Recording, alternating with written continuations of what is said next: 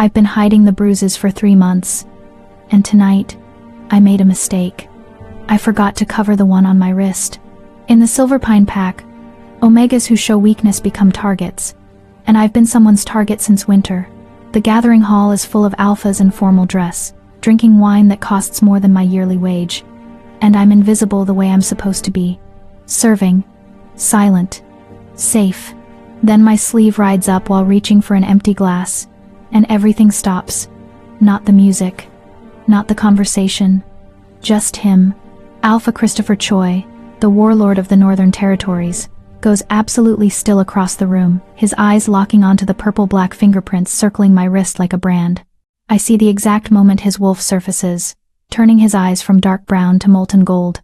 He's moving toward me before I can pull my sleeve down. And I know with sick certainty that the invisibility I've perfected for 3 months just shattered. By dawn, someone is going to die. I just don't know it'll be 23 someones yet. If you want to see how a warlord ends an entire bloodline for one Omega, and whether she'll choose the monster who saved her, hit that like button right now. Trust me, by the time you reach the end, you'll understand why some wolves deserve extinction. Now, let me tell you how it all began. Chapter 1. The Hidden Wound. The Silverpine Fortress smells like old money and older bloodlines tonight. Cedarwood smoke curls from the great hearths, mingling with expensive perfumes and the testosterone-thick scent of alphas competing even when they're pretending to be civilized. I move through it all like smoke myself, refilling wine glasses and collecting empty plates, my steps memorized after 2 years of service. Never make eye contact. Never speak unless spoken to. Never, ever let them notice you exist beyond the function you serve. My mother taught me these rules before she died. Back when she still had hope, I'd find a decent mate instead of ending up in pack service. That hope died with her. Now I'm 23, unmated, and exactly where the pack hierarchy says I belong, at the bottom, useful only for the work no one else wants to do. Tonight's gathering celebrates something political. The warlord's visit, maybe. Or some treaty I'm not important enough to understand. The great hall blazes with hundreds of candles, their light catching on silk gowns and formal suits that cost more than I'll earn in a lifetime. I navigate between clusters of laughing alphas and elegant betas, my plain gray dress designed to blend into the stone walls. The bruises hidden beneath long sleeves and high collar throb with my pulse. I've gotten good at hiding them. The split lip healed 2 weeks ago. The fingerprint bruises on my throat faded enough that makeup covers them. The cracked rib still twinges when I breathe too deep, but I've learned to keep my breathing shallow. 3 months of practice makes you an expert in concealing damage. More wine. A beta named Kelly snaps her fingers at me without looking up from her conversation. I recognize her as one of the pack council members' daughters, someone who'd never remember my face if she passed me in the corridor tomorrow. I refill her glass silently, keeping my eyes down, my movements efficient. She doesn't thank me. Why would she? The wrist bruise happened yesterday. Fresh enough that the purple hasn't faded to yellow yet. Dark enough that even my sleeve should hide it. Should being the critical word. I'm reaching for a glass on the high table near the dais when I feel my sleeve catching on a candelabra, riding up my forearm as I stretch. Cool air hits the exposed skin for just a second before I can yank the fabric back down. 1 second. That's all it takes. The warlord is 50 feet away, engaged in conversation with our pack's alpha and 2 council elders. I've been carefully not looking at him all night, the way you carefully don't look at the sun. Christopher Choi is the kind of alpha that makes other alphas nervous. Tall enough to tower over most wolves in the room, built like he was carved from stone and violence, with black hair tied back and a face that would be handsome if it weren't so cold. I've served him twice tonight already, moving like a ghost to refill his glass while he spoke with pack leadership. He looked through me both times the way powerful alphas always do, as if Omegas like me are living furniture, present but not worth acknowledging. Except now, he's not looking through me. He's looking directly at me. And every instinct I have screams danger. The conversation around him continues, but he's gone utterly still in that way predators do right before they strike. His nostrils flare slightly. His eyes, which were politely engaged a second ago, have shifted to something else entirely. Something ancient and ruthless, that has nothing to do with politics or treaties. I duck my head fast and grab the tray of empty glasses, my heart hammering against my ribs hard enough to hurt. Maybe he didn't see. Maybe. You. His voice cuts through the ambient noise like a blade through silk, deep, controlled, and absolutely focused on me. The conversations nearest us falter. Heads turn. No. No. No. No. This can't be happening. I freeze because you don't run from an alpha like him. Running triggers chase instincts, and I've seen what happens when Christopher's wolf decides something is prey. 2 months ago, he executed a traitor in the courtyard with his bare hands. The efficiency was almost beautiful if you ignored the blood. Come here. Not a request, a command that vibrates with alpha authority. My legs move before my brain agrees, carrying me around the table toward where he stands. Our pack's alpha, John, frowns slightly as I approach their circle. The council elders look annoyed at the interruption. Christopher just watches me close the distance with an intensity that makes my skin prickle. When I'm 3 feet away, he speaks again. Closer. I take 2 more steps. Close enough now to smell him properly, gunpowder and pine, with an undertone of something darker that makes my Omega want to either submit or flee. Maybe both. Give me your hand. His tone hasn't changed, still controlled, still absolute. My throat closes. Around us, I can feel more people noticing, conversations dying as wolves sense something happening in the predator-prey frequency only pack animals understand. Alpha, My voice comes out barely above a whisper. Your hand. Firmer now, the kind of command that doesn't get disobeyed twice. I extend my left hand because refusing would be worse than whatever comes next. My sleeve falls back naturally, exposing the damage I've hidden so carefully. 5 distinct bruises circle my wrist, each one the clear impression of a finger and thumb. Whoever grabbed me had large hands and didn't care about leaving evidence. The bruises are dark purple, bleeding into black at the centers, the kind that hurt to touch and worse to explain. Christopher's eyes drop to my wrist. For 3 heartbeats, he doesn't move at all, doesn't speak, doesn't even seem to breathe. Then he reaches out and catches my wrist, not where the bruises are, but just above them, his grip careful in a way that suggests he knows exactly how much damage is already there. His hand is burning hot against my skin, and I feel the tremor run through his fingers before he controls it. Who? Not a question. A demand carved from stone and fury. The lie sticks in my throat. I fell. Alpha. I'm clumsy. You fell. His thumb moves, hovering over one of the finger-shaped marks without quite touching it, and landed in someone's grip. Our pack's alpha, John, clears his throat. Christopher, perhaps this isn't the appropriate venue. Christopher doesn't look away from my wrist. Someone in your pack put their hands on this Omega hard enough to leave bruises that are. His eyes flick up to mine for just a second, reading something in my face, at least a day old. Probably 2. I'm certain there's an explanation. One of the council elders begins. But Christopher cuts him off with a look that could freeze blood. There is an explanation. His grip on my wrist tightens fractionally. Not enough to hurt, but enough to feel like an anchor. Someone in your territory believes they have the right to damage pack members without consequence. Surely a domestic matter, the other elder starts. Do you see a mating mark on her throat? Christopher's voice drops to something deadly quiet. Do you smell a mate bond? Silence. Then she's unmated pack, which means she falls under pack law and alpha protection. His eyes are full gold now, the wolf so close to the surface I can practically see it prowling behind his pupils. Tell me this is being investigated. The silence stretches longer. Too long. I feel the exact moment Christopher understands that no one has noticed or cared about an Omega getting brutalized under their own roof. His scent shifts, ozone and gunpowder mixing into something that makes nearby wolves take an unconscious step back. How long? He's looking at me again, and this time there's something in his expression I can't name.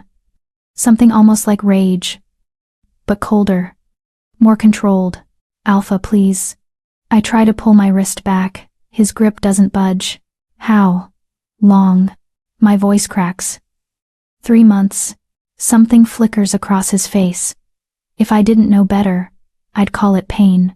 3 months, he repeats, soft and venomous, and no one noticed. She's just a... Kelly. The beta who'd wanted more wine earlier stops mid-sentence when Christopher's gaze swings to her.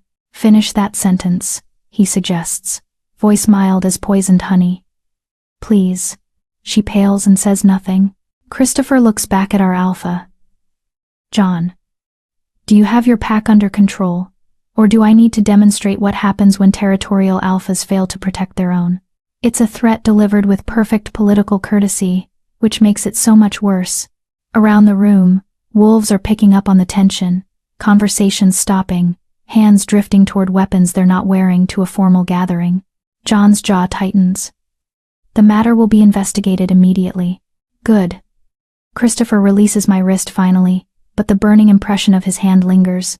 Because if I find out someone under your roof has been systematically abusing an unmated Omega for 3 months while your council looks the other way, we're going to have a very different conversation about territorial boundaries and protection failures. He takes one step back, then another, his eyes never leaving mine. What's your name? Anna. I whisper. Anna Maxwell. Anna. He tastes the name like he's memorizing it. If whoever did this touches you again before I leave your territory, I want you to find me, immediately. Do you understand? I nod, because words have abandoned me entirely. Say it. I understand, Alpha. Good. His gaze sweeps the room, and I watch alphas who outrank me by every measure flinch under the weight of it. I'll be in Silverpine for another week. I suggest someone finds answers before I have to look for them myself. Then he turns and walks out of the great hall, leaving shocked silence and the ghost of his scent hanging in the air like a promise of violence. John rounds on me the second Christopher is out of earshot. My office, now. But I'm not looking at him. I'm staring at the doorway where the warlord disappeared, my wrist still burning where he touched it, my Omega whimpering in confusion and something dangerously close to hope. Someone noticed. For the first time in 3 months, someone actually noticed. And somehow, I know that changes everything. Chapter 2. The Impossible Question. John's office smells like old leather and older anger. I stand in front of his desk with my hands clasped behind my back, eyes fixed on the worn carpet beneath my feet. The formal gathering continues in the great hall below, muffled music and laughter seeping through the floorboards like everything is normal. Nothing is normal. John paces behind his desk, the heavy footfalls of an alpha who's just been publicly challenged in his own territory. 2 council elders flank the doorway, Edward Beasley and Oliver Marr, both old enough to have gray in their hair and enough power to make Omegas like me disappear without questions. 3 months, John says finally, his voice tight with controlled fury. You're claiming abuse for 3 months, and you never reported it? My throat closes around the truth. I didn't think anyone would believe me, Alpha. Try us. Oliver crosses his arms, his expensive suit creaking with the movement. Who put those marks on you? The name sits on my tongue like poison. Tyler Phillips, the son of Councilman Alberto Daniel, one of the wealthiest bloodlines in Silverpine territory. Tyler, who smiles at pack gatherings and volunteers for border patrols and everyone thinks is destined for leadership. Tyler, who cornered me in the lower kitchens 3 months ago and told me I should be grateful an alpha was paying attention to an unmated Omega with no family and no prospects.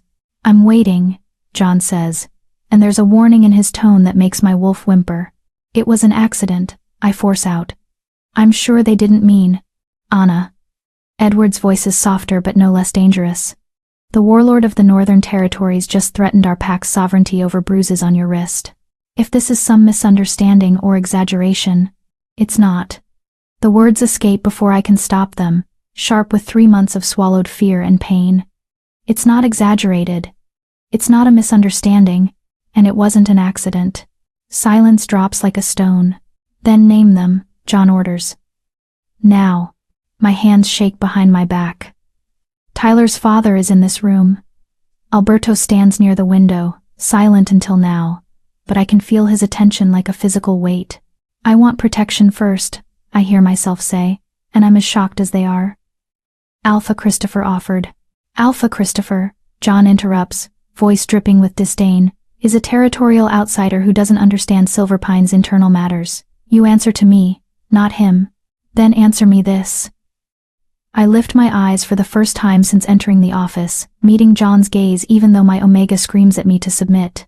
If I name them, and there's someone powerful, will you actually do anything? Or will this be like the last time?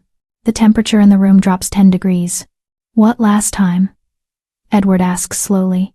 I shouldn't say it. I should bite my tongue bloody and take whatever punishment comes for insubordination. But Christopher's hand on my wrist was careful. His rage on my behalf was real. And for the first time in 3 months, I'm angry instead of afraid. 2 years ago, an Omega named Crystal reported an Alpha for assault. She had witnesses. She had injuries worse than mine. I keep my voice steady through sheer will. The council dismissed her claim as insufficient evidence and moved her to Border Patrol. She died in a rogue attack 6 months later. That case was thoroughly investigated, Oliver begins. She had 3 witnesses. I cut him off. All Omegas. All dismissed because the Alpha she accused was a councilman's nephew. Alberto finally moves from his position by the window. You're dangerously close to accusing this council of corruption, girl. I'm stating facts. My voice doesn't shake anymore. Crystal told the truth and paid for it. So, forgive me, councilman, if I'm hesitant to name my abuser without assurance that this time will be different. John's growl vibrates through the floor. You don't get to make demands. Then we're done here. I turn toward the door. I'll take my complaint to Alpha Christopher in the morning, as he instructed. You take 1 step toward that door, John says quietly, and I'll have you in holding cells for insubordination. I face him again. Do it. I'd rather spend a week in a cell than another night wondering if I'll wake up with hands around my throat. The truth of that statement hangs in the air between us. I watch realization dawn on their faces. This isn't about pack politics anymore. This is about an Omega who's decided she'd rather burn than keep quiet. Alberto clears his throat. Perhaps we're approaching this wrong. Anna, no one wants to see you hurt. But making accusations requires proof, especially if you're implying someone of status. His name is Tyler, I say, and Alberto goes absolutely still. Tyler Phillips, your son, councilman. For 5 full seconds, no one breathes. Then Alberto laughs, actually laughs. My son? Tyler is engaged to the Alpha's daughter. He's being groomed for council position. Why would he risk everything for? He gestures vaguely at me. And the contempt in that gesture says everything. I don't know why. My voice stays level. I just know he did. You're lying. Alberto steps forward, and I smell his alpha rage building. My bloodline has served this pack for 6 generations. We have never produced abusers. You will retract this slander immediately. I won't. You'll be charged with false accusation. Then charge me. I meet his eyes, and something in my face must surprise him because he actually stops mid-stride. Charge me, and let Alpha Christopher investigate. I'm sure he'd be very interested in how Silverpine handles accusations against council bloodlines. John slams his palm on the desk, the crack of sound making everyone jump. Enough. Alberto, sit down. Anna, you're confined to quarters until this is resolved. No contact with the warlord or his people. Am I clear? Perfectly, Alpha. Good. Dismissed. I turn to leave, and that's when I hear it, Alberto's voice, low and venomous, meant for council ears but just loud enough for me to catch. The girl is clearly unstable. Perhaps time in the medical wing would help her remember things more accurately. Ice floods my veins.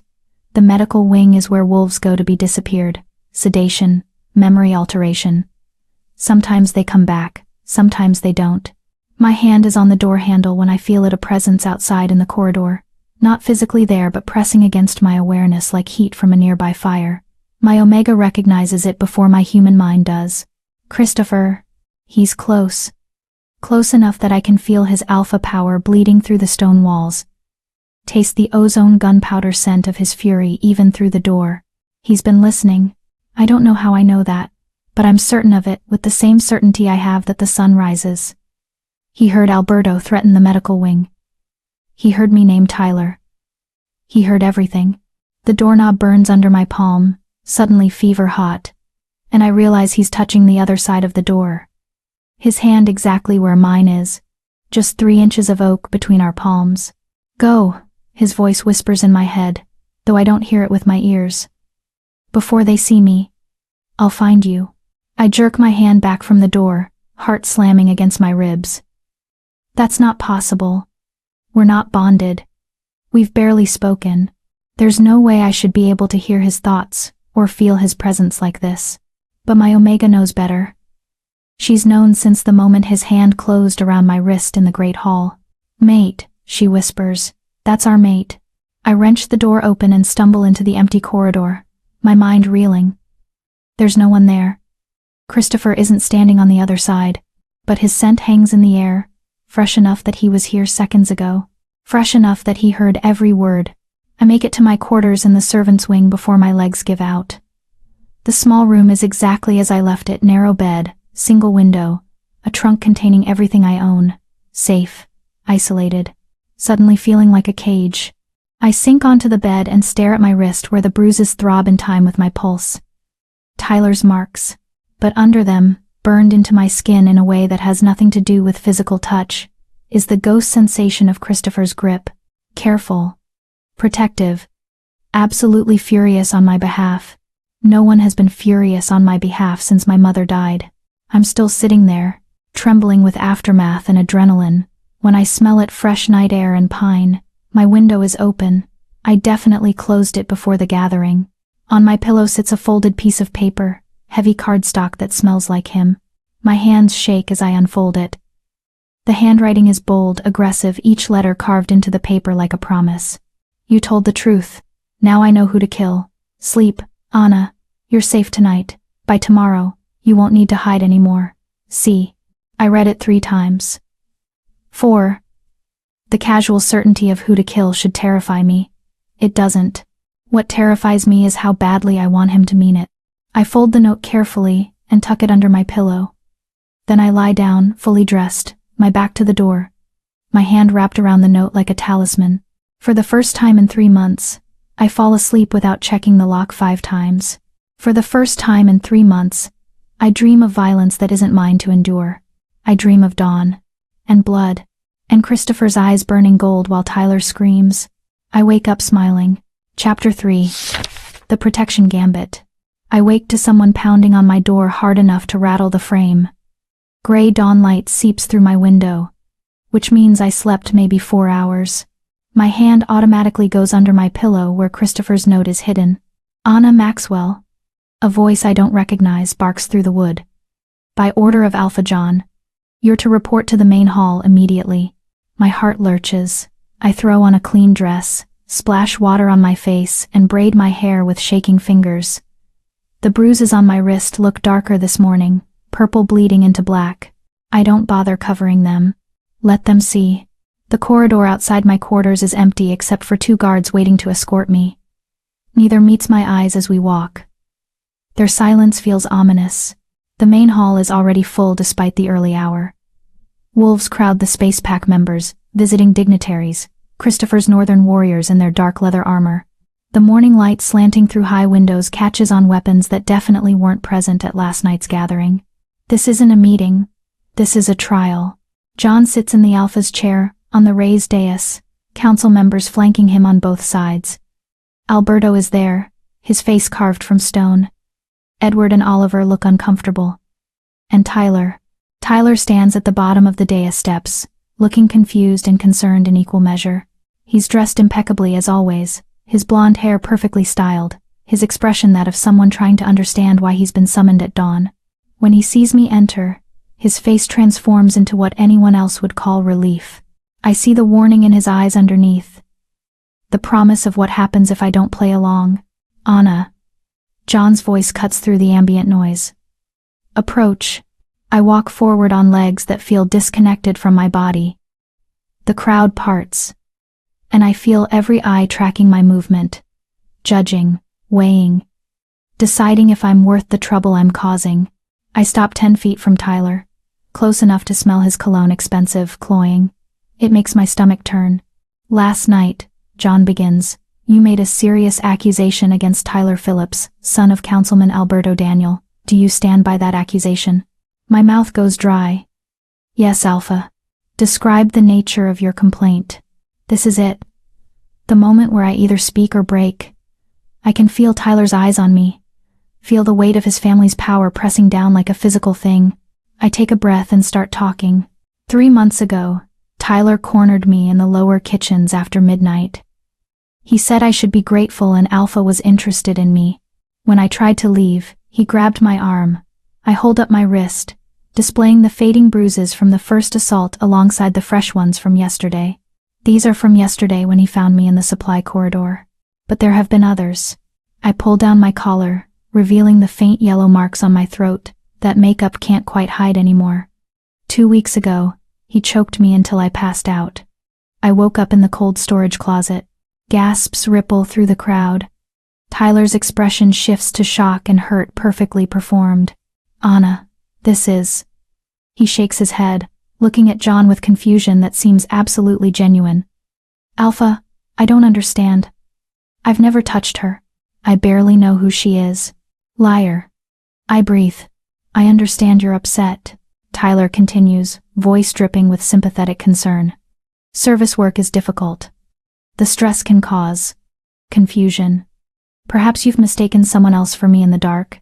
The crowd murmurs. I watch belief sliding toward Tyler. Away from me. He's too clean. Too respectable. Too perfectly innocent. There's no confusion, I say, louder now. You told me your father would make sure no one believed me. You said Omegas like me were disposable. You said, enough. Alberto rises from his council seat. My son is engaged to Alpha John's daughter. He has no interest in unmated Omegas. This girl is clearly disturbed, possibly seeking attention or compensation. She's seeking justice. The voice comes from the back of the hall, deep and controlled and absolutely unmistakable. The crowd parts like water as Christopher walks forward. He's in full armor this morning, black leather and steel, weapons visible on every available surface. His northern warriors fan out behind him, a wall of lethal force that makes every Silver Pine wolf tense. John's jaw tightens. Christopher, this is an internal pack matter.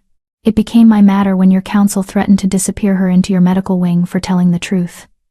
Christopher stops beside me, not touching but close enough that I feel his heat. I heard every word of that conversation last night. Silence crashes through the hall. You were eavesdropping. Edward accuses. I was ensuring an Omega under threat wasn't going to be silenced before she could speak. Christopher's eyes sweep the council. Funny how you're more concerned about how I got the information than what the information reveals. We're handling this appropriately, John begins. By putting her on trial instead of him, Christopher gestures to Tyler. By letting his father sit in judgment. By having this conversation in public where she can be intimidated into recanting. Alberto's face darkens. You overstep, warlord. You have no authority here. I have the authority of the Northern Territories Compact, which Silver Pine Pack signed 20 years ago. Christopher's voice could cut glass. Section 7 states that visiting alphas have the right to claim protection over any unmated Omega they deem at risk during their stay. Consider this my formal claim. They claim in... The hall erupts. Wolves shout over each other. Council members surge to their feet. John's growl vibrates through the floor. You can't. John starts. I can, and I am. Christopher finally looks at me, and his eyes are still that burning gold. Anna Maxwell, do you accept my protection for the duration of my stay in Silver Pine territory? It's a formality. He's already claimed me. But he's giving me the choice anyway, in front of everyone. Tyler's expression cracks for just a second, rage bleeding through the innocent mask. Yes, I say, voice steady. I accept. Good. Christopher turns back to John. As her protector, I'm formally requesting a proper investigation. Interview witnesses. Check her medical records. Search Tyler's quarters for anything that might corroborate her story. Based on the word of one Omega? Alberto sneers. Based on the word of one Omega and the pattern of silenced complaints in your pack. Christopher's smile has teeth. How many accusations has your council dismissed in the last 5 years? Would you like me to investigate that while I'm here? The temperature in the room plummets. I see fear flicker across Edward's face, calculation in Oliver's eyes. This is outrageous, Alberto blusters. My son is innocent. She's clearly fabricated this story for attention, or revenge. Then he'll be exonerated by investigation. Christopher's voice goes soft and deadly. Unless you're concerned about what an investigation might find. Tyler finally speaks, his voice tight. I have nothing to hide, Father. Let them search. Let them ask questions. The truth will clear me. He looks at me when he says it, and I see the threat underneath. He's confident. Too confident. Which means he's covered his tracks. Intimidated any potential witnesses. Made sure there's no evidence. I feel hope starting to crack. Then Christopher leans down slightly, his breath warm against my ear, voice low enough that only I hear. Don't worry. I don't need evidence to know he's guilty. I can smell the lie on him. My Omega shivers at his proximity. At the promise in those words. John finally speaks. Fine. Investigation will proceed. But Anna Maxwell will be confined to the Northern Guest Wing under Christopher's supervision until this matter is resolved. If she's fabricated these accusations, there will be consequences. Agreed, Christopher says before I can protest. She stays in my wing under my guard, eating my food, sleeping in rooms I've personally secured. If Tyler or anyone from his bloodline comes within 50 feet of her, I'll consider it an act of aggression against me personally. The threat hangs in the air. No one is stupid enough to miss what he's saying, touch her and start a war. Council is adjourned, John announces. Investigation begins immediately. The crowd disperses slowly. Wolves murmuring and glancing between me and Christopher. Tyler's eyes find mine one last time before he leaves, and his smile is cold. You'll regret this, that smile says. They won't find anything, and when I'm cleared, you'll wish you'd kept quiet. Then he's gone. Alberto's hand on his shoulder. The picture of an innocent son being supported by his father through false accusations. I'm shaking. I don't realize it until Christopher's hand settles on my shoulder, warm and steady. Walk with me, he says quietly. Before you collapse. I let him guide me out of the hall, through corridors I've cleaned 100 times, but that look different now. His warriors form a loose perimeter around us, ensuring no one gets close. The Northern Guest Wing is in the oldest part of the fortress, all stone and tapestries and rooms designed for visiting dignitaries. Christopher's quarters are a suite of connected rooms that probably housed entire delegations once. Now it's just him and his personal guard. He leads me to a sitting room with a fireplace already blazing, deposits me on a leather sofa, and hands me a glass of water I don't remember him pouring. Drink, he orders. I drink because my hands need something to do other than shake. He settles into the chair across from me, elbows on his knees, watching me with an intensity that should feel invasive but somehow doesn't. They won't find evidence, I finally say. Tyler's too smart. He never left marks where others could see until recently. He always made sure we were alone. My voice cracks. You can't protect me forever. Eventually you'll leave, and he'll... Anna. Christopher waits until I meet his eyes. I need you to understand something. Tyler Phillips will never touch you again. You don't know that. Yes, I do. He says it with the absolute certainty of gravity or sunrise. Because if your PAC's investigation clears him, if they decide you're lying or mistaken or fabricated evidence, I will handle it myself. Something in his tone makes my skin prickle. Handle it how? His smile is cold and beautiful and terrifying. How do you think? You can't just kill him. His father is on the council. His bloodline has power. Had power, Christopher corrects softly. They had power when I thought this was about one abusive alpha. But I spent last night investigating. Want to know what I found? I'm not sure I do, but I nod anyway. Tyler has a pattern. You're not his first victim. You're not even his fifth. Christopher's hands flex like he's imagining them around someone's throat. I found 3 Omegas who left the PAC in the last 2 years. 2 who moved to border patrols and died in convenient accidents. 1 who's been in your medical wing for 6 months with psychological issues. Horror floods through me. That many? And those are just the ones I found in 8 hours of asking questions. His father knows. The council knows. They've been covering for him since he was 16. Christopher leans forward. This isn't about justice anymore, Anna. This is about extermination. The word hangs between us, heavy and final.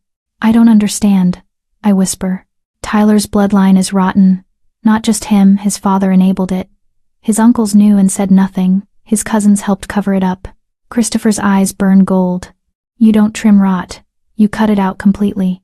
You're talking about killing an entire family. I'm talking about removing predators from a PAC that's supposed to be civilized. He stands, begins pacing. energy crackling around him. How many more Annas should suffer before someone stops them? How many more Crystals should die because speaking up was dangerous? I think of Crystal. Sweet, quiet Crystal, who served in the kitchens beside me, who tried to report an alpha and ended up dead within a year. What do you need from me? I ask.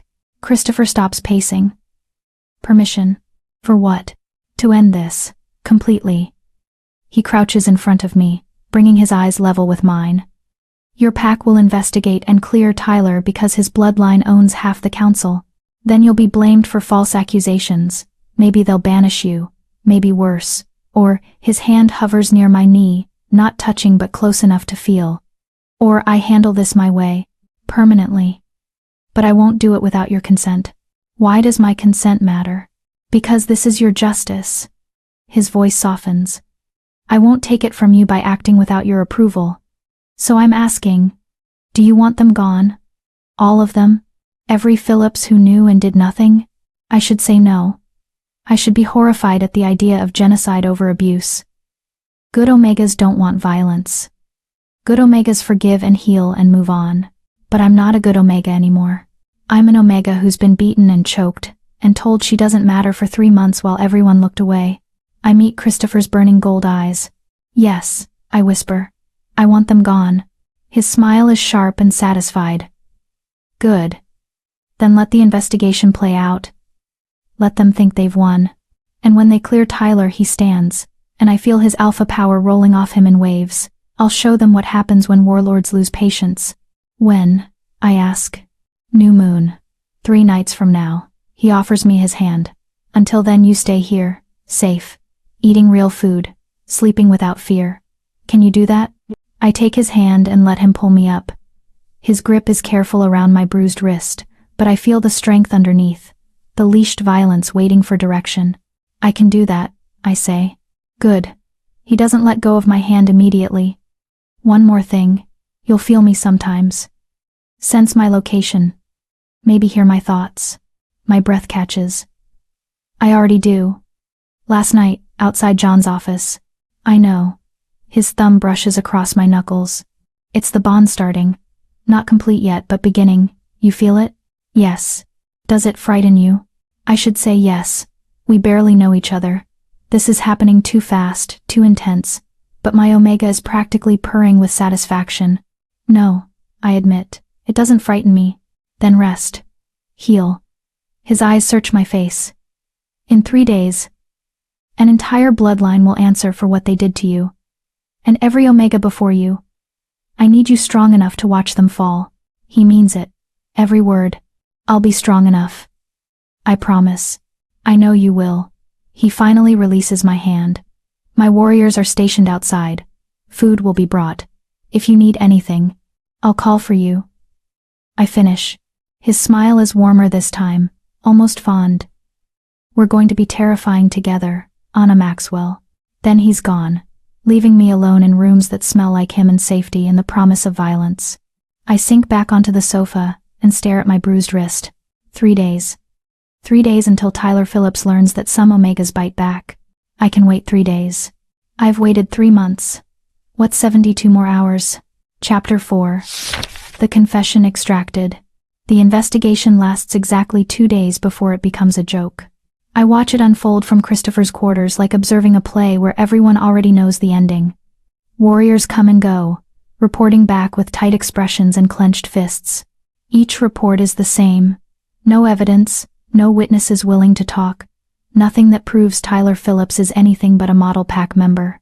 The Omega who's been in the medical wing for 6 months. Christopher's beta, Devon, reports on day 1. Suddenly can't remember why she's there. Says Tyler was always kind to her. 1. The 2 who transferred to Border Patrol?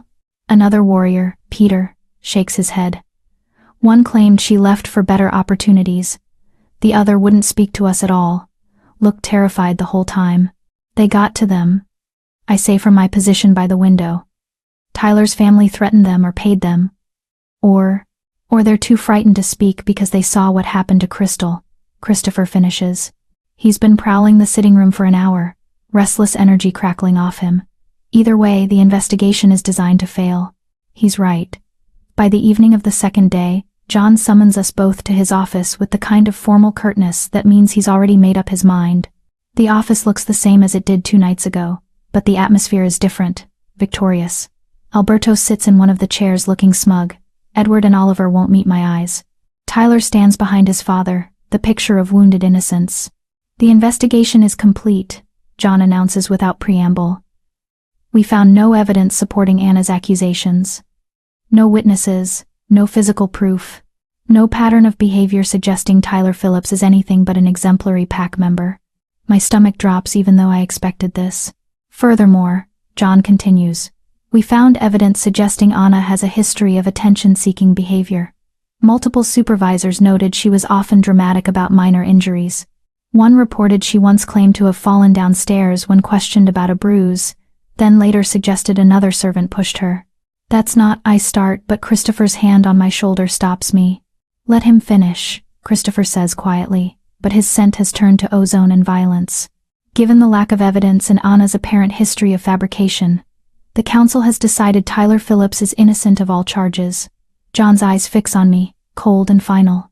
Anna Maxwell, you are hereby charged with making false accusations against a council member's family. The penalty is banishment from Silverpine territory, effective immediately. The words hit like physical blows. Banishment. I'll be Omega with no pack, no protection, no future. Rogues or starvation or worse. Those are the only options for banished wolves. Unless, Alberto adds with poisonous satisfaction, you publicly recant your accusations. Admit you fabricated them out of attention-seeking behavior or mental instability. Do that, and we'll be merciful. You can stay in pack territory, though obviously you'll be removed from fortress service. They're giving me a choice. Destroy my own credibility or die slowly outside pack protection. Tyler's watching me with barely concealed triumph. Waiting for me to break. Christopher's hand tightens on my shoulder. Through our half-formed bond, I feel his rage burning like a star about to go supernova. No, I say clearly. No, John repeats. You understand what banishment means? I understand perfectly, Alpha. I straighten my spine, meeting his eyes. I also understand that recanting won't make me safe. Tyler will still be here, still protected, still free to hurt the next Omega who catches his attention. So no, I won't recant the truth just to make his crimes more convenient to ignore. Alberto surges to his feet. You insolent. Enough. Christopher's voice cuts through the room like a blade through silk. If Silverpine Pack refuses to provide justice, then I invoke the Northern Territories Compact, Section 12. John's face goes carefully blank. What section? Trial by champion. When a visiting Alpha believes a host pack has committed grave injustice, they may challenge pack leadership directly. Winner takes sovereignty over the disputed matter. Christopher's smile has teeth. I challenge you, Alpha John, for the right to determine Anna Maxwell's fate and the truth of her accusations. The office goes dead silent. You can't be serious. Edward breathes. Deadly serious. Christopher's eyes burn gold. Unless you'd prefer I simply take Anna and leave, then return with my full army to discuss your pack's justice system in more detail. It's a threat wrapped in formality. Accept the challenge or face war. John's jaw works. If I win, she's banished and you leave Silverpine territory immediately. Agreed. And if I win, I conduct my own investigation with full authority. Anyone I find guilty answers to me, not your council. Christopher pauses, including council members themselves. Alberto goes pale. Tyler's mask finally cracks, showing the fear underneath. Tomorrow at dawn, John says after a long moment. The old challenge grounds. Traditional rules shifted forms, no outside interference. Fight until submission or death.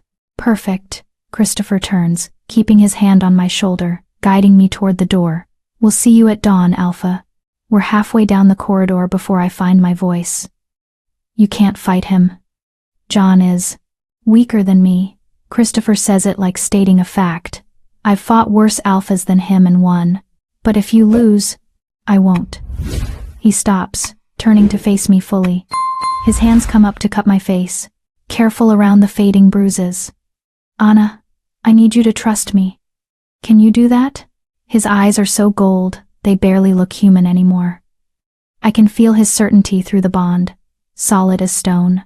Yes, I whisper. Good. His thumb brushes my cheekbone. Tomorrow night, you'll be free. I promise. He walks me back to his quarters where dinner is already waiting, real food, the kind servants never get, roasted meat, and fresh bread and vegetables that haven't been picked over by higher ranks first. I eat because he watches until I do, but I taste nothing. Tomorrow John and Christopher will fight for my fate, and tomorrow night, win or lose, everything changes. The challenge ground is an ancient stone circle in the forest north of the fortress. I've never seen it before. Servants don't get invited to alpha challenges, but I know the stories. Hundreds of years of pack leadership disputes have been settled here, the ground soaked with enough blood that nothing grows within the circle. Dawn light filters through the trees as Christopher's warriors escort me to the viewing area, 20 feet up on a natural rock ledge where spectators can watch without being in danger. The entire pack is gathering, wolves filling the forest in a loose semicircle around the ancient stones. Tyler is there with his father, both of them watching me with expressions that promise this isn't over, regardless of who wins. John enters the circle first, already stripped to skin, his alpha power making the air thick and heavy. He's older than Christopher by 15 years, scarred from decades of challenges and battles. Not someone to underestimate. Christopher enters from the opposite side, and every wolf present feels the difference immediately. His power doesn't just fill the space, it dominates it. Younger, stronger, carrying the authority of territories much larger than Silverpine. They face each other across the blood-stained ground. Last chance to withdraw, John offers. Leave Anna to pack justice and go in peace. Pass. Christopher's smile is cold. I've seen your pack's justice. I prefer mine. Then let's begin. The shift takes seconds. Bones cracking, flesh reforming, two massive wolves facing each other where men stood. John's wolf is dark gray, heavily muscled. Christopher's is black as midnight, larger by half, eyes burning gold even in wolf form. They circle once, twice. Then John lunges. The fight is brutal and efficient. John's experience shows in his tactics, going for tendons, using his weight, trying to tire the younger wolf out. But Christopher is faster, stronger, and absolutely merciless. He doesn't just fight to win, he fights to make a point. Within 5 minutes, John is bleeding from a dozen wounds. Within 10, he's limping. Within 15, Christopher has him by the throat, jaws locked around his windpipe. One calculated squeeze away from ending it. John's wolf goes still. Submission. Christopher holds the position for 3 more seconds, long enough that every wolf present understands he could kill their alpha and chooses not to, then releases him and shifts back to human form. John shifts back slowly, one hand on his throat, blood running down his chest. It's done, Christopher says, voice carrying to every witness. Anna Maxwell is under my authority now. Her accusations will be investigated properly. Anyone who interferes answers to me. He doesn't wait for acknowledgement. Just turns and walks to where I'm standing on the ledge, his warriors forming up around us immediately. Pack your things, he tells me quietly. You're moving to the northern quarters permanently, under my protection until this is resolved. Christopher, not here. His eyes scan the crowd, cataloging threats. We'll talk in private.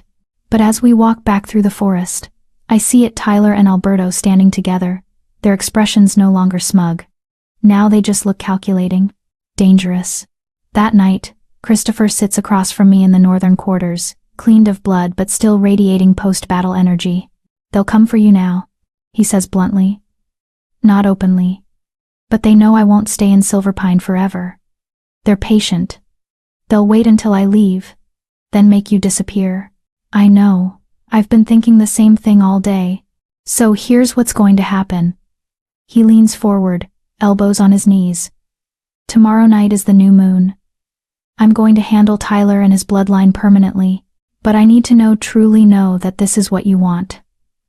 Not what you think I want, or what you think you should want. What do you actually want, Anna? I think about Crystal. About the Omega in the medical wing, who can't remember why she's there. About the ones who transferred away, or died in convenient accidents. About 3 months of hands around my throat and bruises I had to hide in fear that tasted like copper on my tongue. I want them gone, I say clearly. All of them. Everyone who knew and let it happen. I want them erased so thoroughly that no one ever fears their name again. Christopher nods slowly. Then tomorrow, I hunt. And when the sun rises, the Phillips bloodline will be extinct. He says it like a promise and a prayer. I believe him. Chapter 5. The hunt begins. Christopher leaves at midnight without saying goodbye. I don't need him to. I feel him go through the bond, a sudden absence like heat leaving a room, replaced by something colder and infinitely more dangerous. His wolf rising to the surface. The predator emerging. I'm alone in the northern quarters with 2 of his warriors stationed outside my door. Devon knocked an hour ago to check on me, his expression grim. He'll be back by dawn, Devon said. Try to sleep. Sleep. As if I could sleep knowing what Christopher is doing right now. I pace the sitting room instead, tracking his presence through the bond, like following a compass needle. He's moving through the fortress, then beyond it into Silverpine territory, hunting. At 1:17 a.m., I feel the first death. It hits me like a physical blow, a spike of fear that isn't mine. Then nothing, a life extinguished. The bond thrums with Christopher's cold satisfaction, his wolf pleased with the kill. I sink onto the sofa, hand pressed to my chest where my heart hammers against my ribs. Oh gods, it started. The second death comes 10 minutes later. This one I feel more clearly, Christopher's rage spiking hot and bright before the kill, then cooling immediately after. Efficient. Controlled. He's not losing himself to bloodlust. He's executing a plan. By 2 a.m., I've stopped trying to count. Deaths blur together, coming faster now. The bond feeds me fragments, his determination, his fury, the grim satisfaction each time another Phillips falls. But underneath it all, I feel something else. Something that makes my chest ache. He's doing this for me. Every kill is an offering. Justice delivered in blood because the law failed. At 2:47 a.m., the bond spikes with something different. Hesitation. I sit up straighter, focusing on the connection. Christopher has stopped moving. I can feel his wolf prowling, circling something, someone. A child, I realize with sick certainty. He's found one of Tyler's younger relatives. Through the bond, I feel his internal war. The child is innocent, too young to have participated in the cover-up. But they carry the Phillips name. They'll grow up in that family's shadow, learning their values, becoming another predator. Where does justice end and genocide begin? I close my eyes and reach back through the bond, pushing my thoughts toward him like I did outside John's office. Does this one need to die? His presence in my mind sharpens immediately, surprised I can reach him across the distance. They're 8 years old, he sends back. Tyler's nephew. The family will raise him to be just like his uncle. Or he could be different, I respond, if the rot is cut out around him. If he grows up knowing what his family did and why it was wrong. Silence through the bond. Then, you're certain? I'm certain that killing children makes you the monster they'll say you are. Leave this one. I feel his relief like sunlight breaking through clouds. He was hoping I'd say that, hoping I'd be the thing that proves he's still capable of mercy. The child lives. But the killing continues. By 3:30 a.m., I've counted 17 deaths through the bond. 17 members of the Phillips bloodline. From Alberto himself down to distant cousins who helped cover up Tyler's crimes. Christopher is systematic, working from a list he must have compiled during his investigation. No one escapes. No one gets to claim ignorance. At 4:15 Sochtens, I feel Tyler die. It's different from the others. Christopher's rage peaks like a breaking wave, white-hot and absolute. Tyler must have fought back, must have begged or threatened, or tried to bargain. It doesn't matter. Christopher tears his throat out. I feel every second of it through the bond, Tyler's terror, his pain, his final understanding that his family's power means nothing against an alpha who's decided he's prey, then nothing. Just silence where Tyler's existence used to be. My abuser is dead. I should feel sick, horrified, something human and appropriate. Instead, I feel clean. Like a stain has been scrubbed from my skin that I didn't realize I was still carrying. My omega purrs, deep and satisfied. Good. He's gone. We're safe now. More deaths follow Tyler's. Uncles who knew. Cousins who helped hide evidence. Even Alberto's mate, who turned a blind eye to her son's crimes for years. By 5:30 a.m., as dawn light starts bleeding into the sky, the bond finally quiets. Christopher stops moving. I feel exhaustion rolling off him in waves, mixed with satisfaction and something darker that might be horror at what he's done. 23 deaths. An entire bloodline erased except for one 8-year-old child, who'll grow up knowing exactly why his family died. I'm standing at the window watching the sunrise when the door opens behind me. I don't turn. I know his presence like I know my own heartbeat now. It's done, Christopher says, voice rough from disuse or screaming or both. I know. I felt it. I finally turned to face him. He's covered in blood. It's soaked through his clothes, matted in his hair, under his fingernails. He smells like death and ozone, and the metallic tang of violence. His eyes are still gold, the wolf too close to the surface to retreat fully yet. He looks like a nightmare stepped out of old stories about what alphas used to be before civilization tried to tame them. He looks like he's waiting for me to flinch, to recoil, to confirm that he's become the monster everyone will say he is. I cross the room and wrap my arms around him. He goes absolutely still, shocked into immobility. Thank you, I whisper against his blood-soaked chest. Thank you for ending them. His arms come up slowly, carefully, like he's afraid he'll break me. Then they tighten, crushing me against him with desperate strength. I killed 23 wolves tonight, he says into my hair. Including children. Teenagers. People whose only crime was being born Phillips. People who knew and did nothing. I counter. People who helped hide it, or threatened witnesses, or made sure Tyler could keep hurting Omegas without consequences. There was a girl, 16. She cried and begged and said she didn't know what her brother had done. His voice cracks. I killed her anyway because she lied. She knew. They all knew. I pull back enough to look at his face. Do you regret it? He's silent for a long moment. I regret that it was necessary. I don't regret that I did it. Then we're the same. I reach up and touch his face, leaving bloody handprints on his jaw. I don't regret it either. Does that make us monsters? Probably.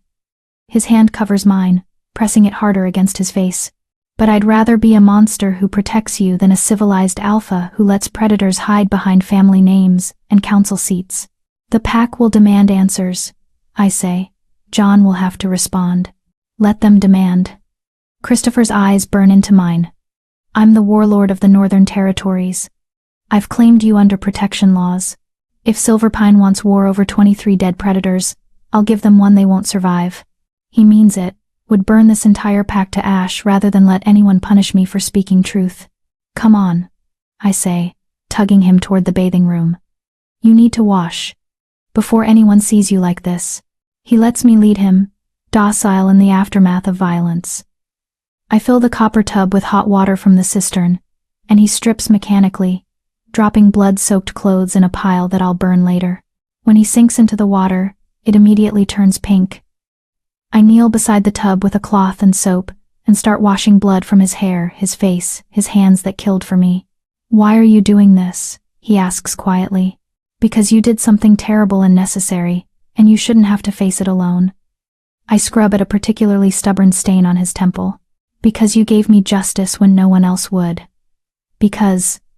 I pause, considering my next words carefully. Because my Omega has decided you're hers. And she takes care of what's hers. His eyes snap to mine, searching. You're Omega.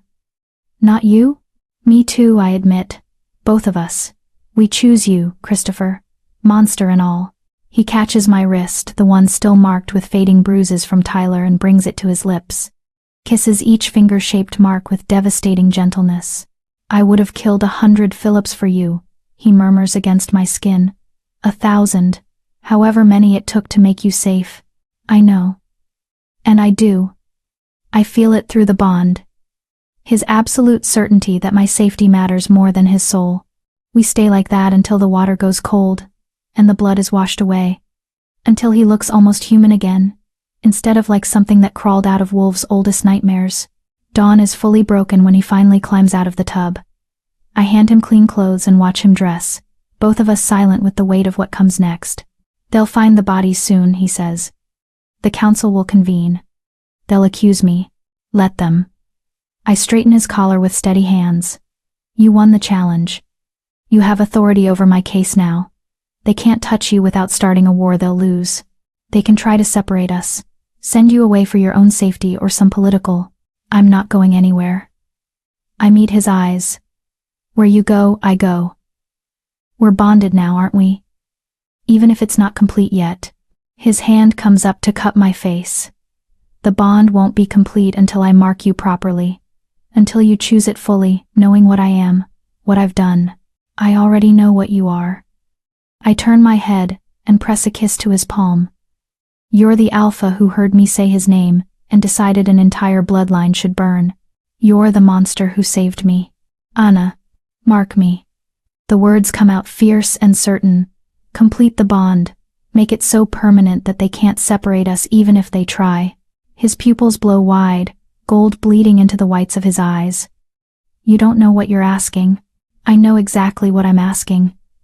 I tilt my head, baring my throat in the most fundamental act of Omega submission. I'm asking you to make me yours so completely that every wolf in this territory knows I'm under your protection, so Tyler's bloodline stays dead, so no one ever touches me again. He's trembling now, wolf and man warring inside him. If I mark you, there's no going back. You'll be bonded to someone who just committed genocide. Good. I step closer, until we're breathing the same air. Bond me to the monster. I choose him. I choose you. I choose this. He breaks. His mouth crashes against mine, desperate and claiming. His hands fist in my hair, tilting my head back to deepen the kiss. I taste copper and fury, and something that might be devotion, or obsession, or both. When he pulls back, we're both panting. Say it again, he demands. Say you choose this. Choose me, all of me. I choose you. I breathe. Christopher Choi, warlord of the Northern Territories, alpha who killed 23 wolves to keep me safe. I choose you. Mark me. Make me yours. His eyes flash full gold. Mine. Yours. He moves faster than I can track, spinning me around and pulling my back against his chest. His arm bands across my stomach, holding me secure. His breath ghosts over the spot where my neck meets my shoulder, the place where mate marks go. Last chance, he murmurs against my skin. After this, you're mine forever. Even if you regret it. Even if you hate what I am. Never. I reach back and tangle my fingers in his hair. I'll never regret choosing the alpha who chose me first. His teeth sink into my flesh. Pain explodes white-hot and absolute, stealing my breath and my sight. Then it transforms pleasure so intense my knees buckle, only his arm keeping me upright. The bond slams home like a door locking, like chains clicking into place, except it doesn't feel like imprisonment. It feels like belonging. I feel everything: his exhaustion from the hunt, his satisfaction at my acceptance, his fierce possessive joy that I'm his now, permanently, irrevocably his. And underneath it all, the bone-deep relief that I didn't reject him. That I saw what he was capable of, and chose him anyway. Mine, his wolf snarls through the bond. Ours, keep safe, protect always. Yours, my Omega answers, purring with satisfaction, mate, alpha, home. When he releases my throat and licks the wound to seal it, I'm shaking so hard I can barely stand. He turns me in his arms, supporting my weight, and I see my blood on his lips. Mine, he says aloud, voice rough with possession and awe. Yours, I agree, and press my bloody fingers to his chest, right over his heart. And you're mine too. My monster, my alpha, my mate. His forehead drops to mine. What have we done? Survived. I lean into him, letting him take my weight. We survived them, now we survive this. Outside, I hear shouting. The alarm being raised. Someone's found the bodies. Let them come. I'm bonded to a warlord now. To an alpha who ended a bloodline for me. Let the whole pack try to separate us. They'll find out exactly how far Christopher Choi will go to keep what's his. Chapter 6. The night before. The bodies are discovered by dawn patrol at 6:47 a.m. I know because I feel Christopher's warriors moving into defensive positions around the northern quarters, their tension bleeding through the stone walls. Through the bond, I sense Christopher's cold satisfaction as the news spreads like wildfire through the fortress. Let them know. he sends through our connection. Let them understand what happens to predators. I'm sitting by the window with his bite mark throbbing on my neck, permanent, possessive, visible to anyone who looks. The bond hums between us, stronger now that it's complete. I can feel his location without trying, sense his emotional state like reading weather patterns. Right now, he's standing in the corridor outside my room, blocking the entrance while wearing the expression that makes seasoned warriors nervous. The knock comes at 7 a.m. sharp, aggressive, demanding. "Open this door," John's voice, tight with fury. "Christopher, we need to talk, now." I stand, smoothing my dress, making sure Christopher's mark is visible above my collar. "Let them see. Let them all see." Christopher doesn't move to open the door. "We can talk through it, John. I'm comfortable where I am. 23 members of the Phillips bloodline are dead." John's voice shakes. "Slaughtered in their homes. Women, children. The entire family wiped out in a single night." 22, Christopher corrects calmly. "I spared the 8-year-old. He's currently with his mother's family who aren't Phillips by blood." Silence. "Then, you admit it." "I admit nothing. I'm simply correcting your count." I can hear the smile in Christopher's voice. "But hypothetically, if someone did decide to exterminate a bloodline of predators who've been abusing omegas for decades while your counsel looked the other way, I'd say that someone did your pack a service." "A service?" Edward's voice now high and shocked. "You murdered." "I murdered no one." Christopher interrupts. "Murder implies illegality. I executed justice.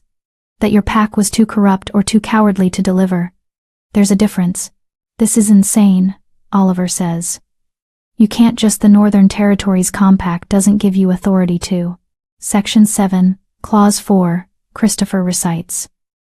"A visiting alpha with protection claim over an at-risk omega has the right to eliminate immediate threats to said omega's safety." Tyler Phillips was an immediate threat. His family enabled him. They became threats by extension. That clause refers to defending against active attacks. John's fist slams against the door. "Not premeditated. Tyler attacked Anna for 3 months while you did nothing." Christopher's voice goes cold and deadly. "Every day you failed to stop him was an active attack your pack sanctioned through inaction. I simply stopped a threat your leadership was too compromised to address." I move closer to the door, pressing my palm against the wood. Through the bond, I feel Christopher's awareness of me shift, his attention split between the argument and my proximity. "I'm here." I send through the connection. "You're not alone in this." His relief pulses back. "Stay inside. This might get violent." "Open this door," John demands again. "That's an order from the alpha of this territory. And I'm the warlord of the Northern Territories with a protection claim on Anna Maxwell, who is now my bonded mate." Christopher's voice carries absolute authority. "Your orders mean nothing to me. Now, if you're here to formally charge me with a crime, present your evidence, and we'll discuss extradition treaties. If you're here to threaten my mate, we're going to have a much shorter, much bloodier conversation." "Your mate?" "Alberto's mate, no. Alberto's widow." Her voice breaks on a sob. "You killed my husband, my son, my entire family. And you stand there talking about mates?" "Your husband enabled a predator," Christopher says without sympathy. "Your son was that predator. Your family helped him hunt omegas for sport." "Yes, I killed them. Yes, I'd do it again. The only question is whether Silverpine Pack wants to make this a problem." "Of course it's a problem," John roars. "You can't massacre pack members without consequences. Then arrest me." Christopher's challenge rings clear. "Send your warriors to take me into custody. Let's see how that works out for everyone involved." Silence. Because everyone present knows exactly how that would end, with more bodies and a pack war Silverpine can't win. "This isn't over," John finally says. "The council will convene. Evidence will be gathered. You may have authority over Anna's case, but you don't have authority to commit genocide." "Call it what you want," Christopher replies. "The Phillips bloodline ended last night. Anna is safe. Justice was served. Everything else is just politics." Footsteps retreat down the corridor. I hear muttered conversations, outraged whispers, the rustle of wolves who can't quite believe what they just heard. When silence finally falls, Christopher opens the door and slips inside. He looks exhausted now that the adrenaline is fading, the weight of 23 deaths pressing down on shoulders that were only trying to protect me. They'll try to separate us, he says, leaning against the closed door. Claim you're under my influence, that you need to be evaluated for your own safety. Let them try. I cross to him, taking his hands. I chose this. I chose you. I chose the bond. They can't undo that without killing one of us. His jaw tightens. Don't say that. It's true though, isn't it? Mate bonds can't be broken except by death. I squeeze his hands. So either they accept this, or they commit the same kind of murder you're being accused of. Anna. No. I cut him off. You spent last night ending threats to keep me safe. Now it's my turn. I won't let them make you the villain when you gave me justice no one else would. He pulls me against his chest, his chin resting on top of my head where his mark throbs with shared heartbeat. You shouldn't have to defend someone who killed 23 wolves. I'm not defending someone who killed 23 wolves. I tilt my head back to meet his eyes. I'm defending my mate who eliminated 23 predators. There's a difference. His laugh is rough and exhausted. How are you this calm? Because I slept knowing Tyler was dead. Because I woke up bonded to you instead of wondering when he'd corner me again. I touch the mark on my neck. Because for the first time in 3 months, I feel safe. That's worth defending. A knock interrupts us gentler this time. Devon's voice filters through. Christopher, the council has called an emergency session. They're demanding your presence. Christopher's eyes don't leave mine. Tell them I'll attend on one condition. Anna comes with me. No separation, no private interrogations, no attempts to isolate her for her own good. They won't agree to that. Devon warns. Then I don't agree to attend. Christopher's arm tightens around me. I'm done playing by rules written to protect predators. I'll relay the message. When Devon's footsteps fade, I pull back enough to look at Christopher properly. You can't refuse the council forever. Watch me, Christopher. I make my voice firm. We have to face this eventually. Better to do it now, together, than let them build a case against you while we hide. He studies my face for a long moment. You're not afraid? Terrified, I admit. But I'd rather be terrified standing beside you than safe and alone. Something softens in his expression. When did you get so brave? When a warlord decided I was worth saving. I rise on my toes and kiss him softly. Now let's go show them that some bloodlines deserve extinction. His smile is sharp and fierce. Together? Together. The council chamber is packed when we arrive an hour later.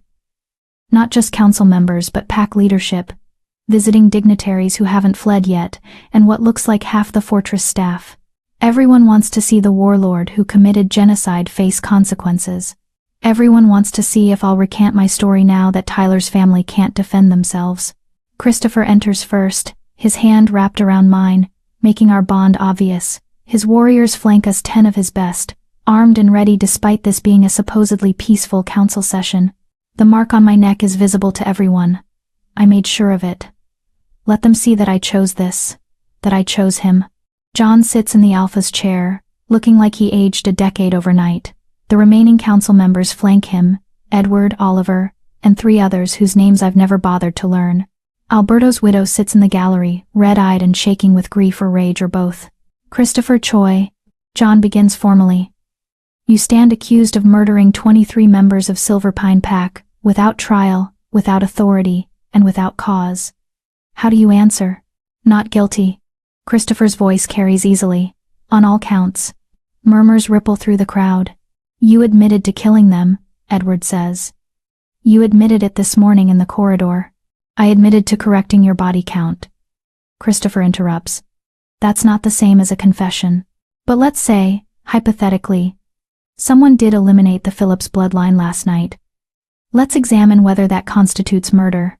He releases my hand and steps forward, addressing the room like a commander addressing troops. Murder requires illegality. Killing in defense of self or others is not illegal under pack law. Tyler Phillips abused my mate for 3 months. He gestures to me. Anna reported it. Your council dismissed her. That dismissal made Tyler a continued threat to her safety. You could have removed her from the territory, Oliver argues, taken her north where Tyler couldn't reach her, and left how many other Omegas for him to abuse. Christopher's voice sharpens. Anna wasn't his first victim. She wasn't even his fifth. Your own records show a pattern of dismissed complaints, convenient transfers, suspicious deaths. The Phillips family has been hunting Omegas for decades while this council provided cover. That's not, Edward starts. Omega Crystal Nolan, Christopher cuts him off, reported Alberto's nephew 3 years ago, dismissed for insufficient evidence, dead within a year. Omega Patricia Knox, reported Tyler 18 months ago, transferred to Border Patrol, killed by rogues 6 months later. He pulls out a folded paper from his jacket. I have 12 names, 12 Omegas who reported Phillips family members for abuse, all dismissed. 7 are now dead. The room goes silent. Where did you get that? John's voice is barely controlled. I asked questions your investigators apparently never thought to ask. Christopher's smile is cold. I spoke to Omegas who were too terrified to talk to your counsel. I found patterns your people ignored because acknowledging them would require punishing someone powerful. He turns, addressing the crowd now instead of just the council. How many of you knew? He asks. How many suspected Tyler was a predator but said nothing because his father sat on the council? How many of you heard rumors about the Phillips family but decided it wasn't your problem? Uncomfortable shifting. Wolves won't meet his eyes. That's what I thought. Christopher's voice drips with contempt. You all knew. You all let it happen. Because pack politics mattered more than Omega lives. So yes, hypothetically, if someone decided to end that bloodline permanently, I'd call it justice. Not murder. Justice. Vigilante justice, John corrects tightly. Which is still illegal. Then charge me. Christopher spreads his arms. Arrest me. Try me. Let's present all the evidence in open court. Let's discuss every dismissed complaint, every dead Omega, every council member who looked the other way. I'm sure your pack's reputation will survive that scrutiny just fine. The threat is clear. Prosecute him, and he'll expose decades of corruption. Every council member who enabled the Phillips family will go down with him. John's jaw works. This isn't about politics. Everything is about politics. Christopher interrupts. The question is whether your pack wants to die on this hill. Whether protecting a dead predator's legacy matters more than keeping peace with the Northern Territories. Are you threatening war? Edward asks carefully. I'm stating facts. Christopher's eyes sweep the room. My mate was abused for 3 months while your pack did nothing. Someone, possibly me, possibly someone else who got tired of waiting for justice eliminated the threat. Now you have a choice. Accept that justice was served in the absence of legal recourse. Or try to punish the person who did your job for you. Choose carefully. Alberto's widow stands suddenly. My son was innocent.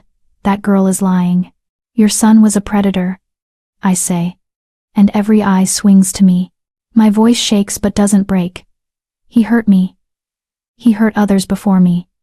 He would have hurt more after me if Christopher hadn't stopped him. You're bonded to his killer. She points at my neck. Of course you'd defend him. I bonded to him because he's the only alpha in this entire pack who gave a damn that I was being beaten. My voice gains strength. Your son choked me until I passed out. He broke my ribs. He told me I should be grateful he was paying attention to an unmated Omega with no family, and when I reported it, your husband threatened to disappear me into the medical wing. Gasps echo through the chamber. That's not true, she whispers. But there's doubt in her eyes now. Ask the Omega who's been there for 6 months. I challenge. Ask why she suddenly can't remember what happened to her. Ask the families of the ones who died in convenient accidents. Ask anyone except the council members who spent decades protecting your family instead of the wolves they hurt. Silence falls heavy and damning. John finally speaks. This session is adjourned. The council will deliberate and present findings tomorrow. No. Christopher's voice cuts through the rustling of wolves preparing to leave. We're done deliberating. Here's what's going to happen. Silver Pine Pack will formally acknowledge that the Phillips bloodline was eliminated due to credible threats to Pack Omega safety. You'll update your protection laws to prevent this from happening again. And you'll never question my mate's testimony again. Or, he pauses, you can try to arrest me, start a war you'll lose, and watch your territory get absorbed into mine when this is over. Choose. It's not a negotiation. It's a declaration. John stares at him for a long moment. Then, slowly, he nods. The council will draft new protection protocols, he says, voice hollow. The Phillips matter will be considered closed. Good choice. Christopher takes my hand again. We'll be leaving Silverpine territory tomorrow.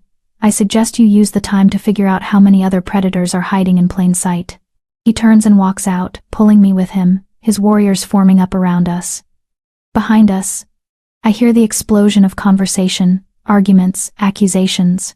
We're halfway to the northern quarters when I start shaking.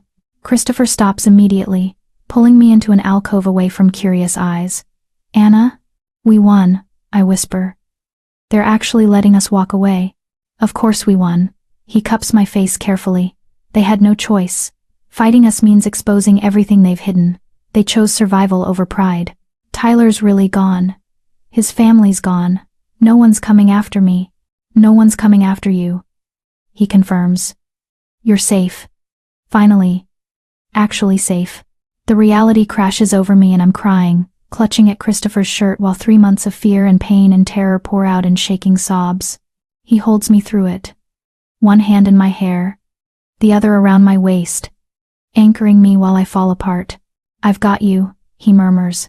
I've got you. You're safe. You're mine. Nothing will ever hurt you again. I believe him. For the first time in my life, I have an alpha who means it when he promises protection. Even if that protection came wrapped in genocide and bloodshed. Especially because it did. Chapter 7, The Purge. We leave Silverpine territory at dawn. Christopher's entire contingent moves as 120 warriors, their supplies, and me at the center of it all wearing travel clothes that don't belong to a servant.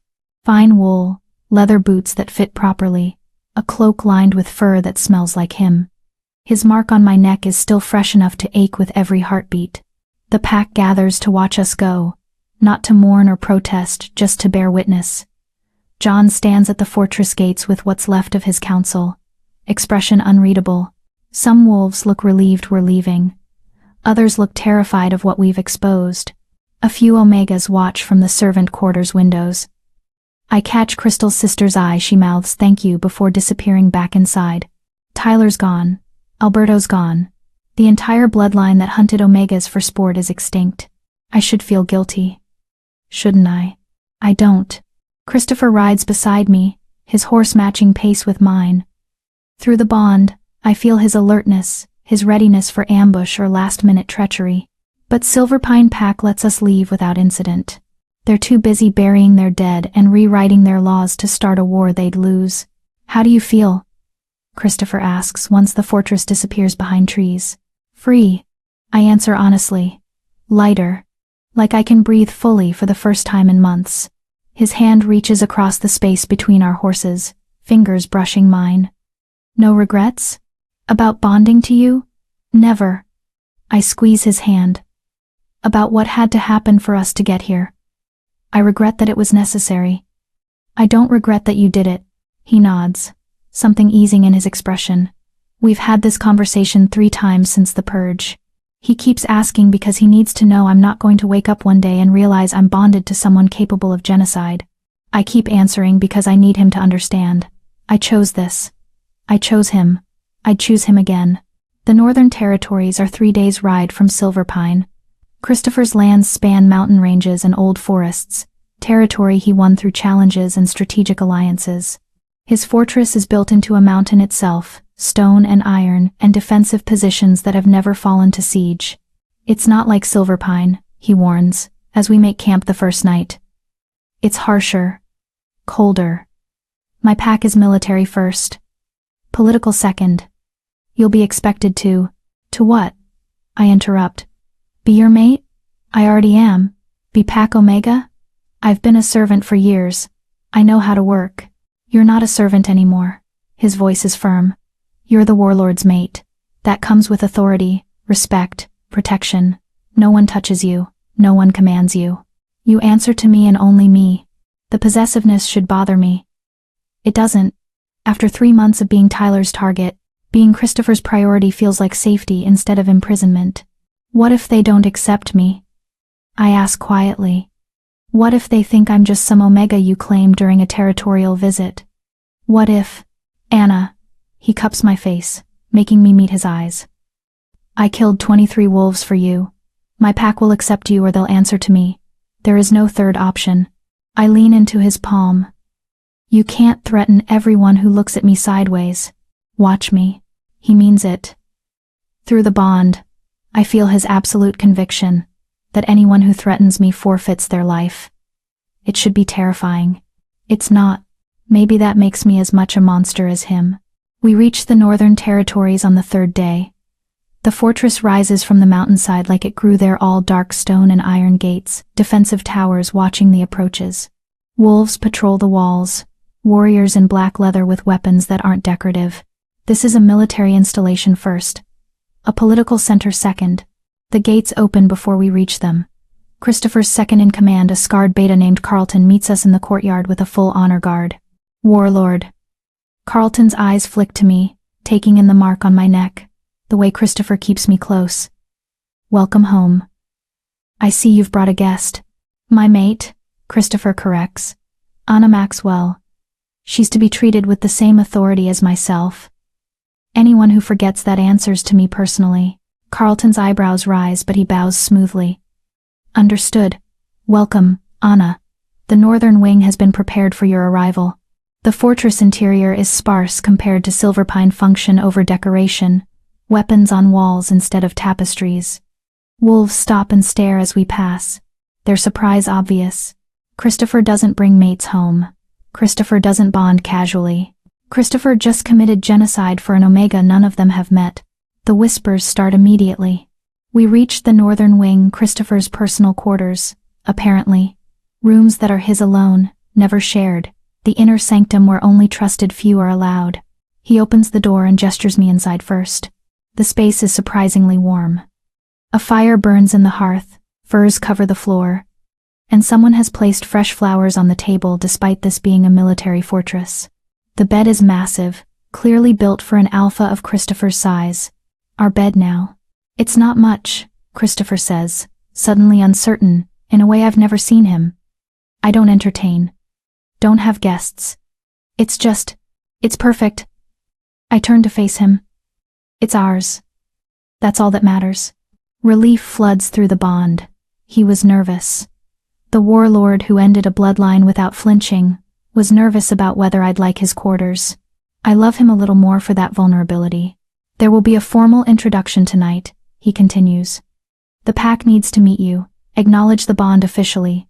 It'll be political. I finish. I understand. Some will question the bonding.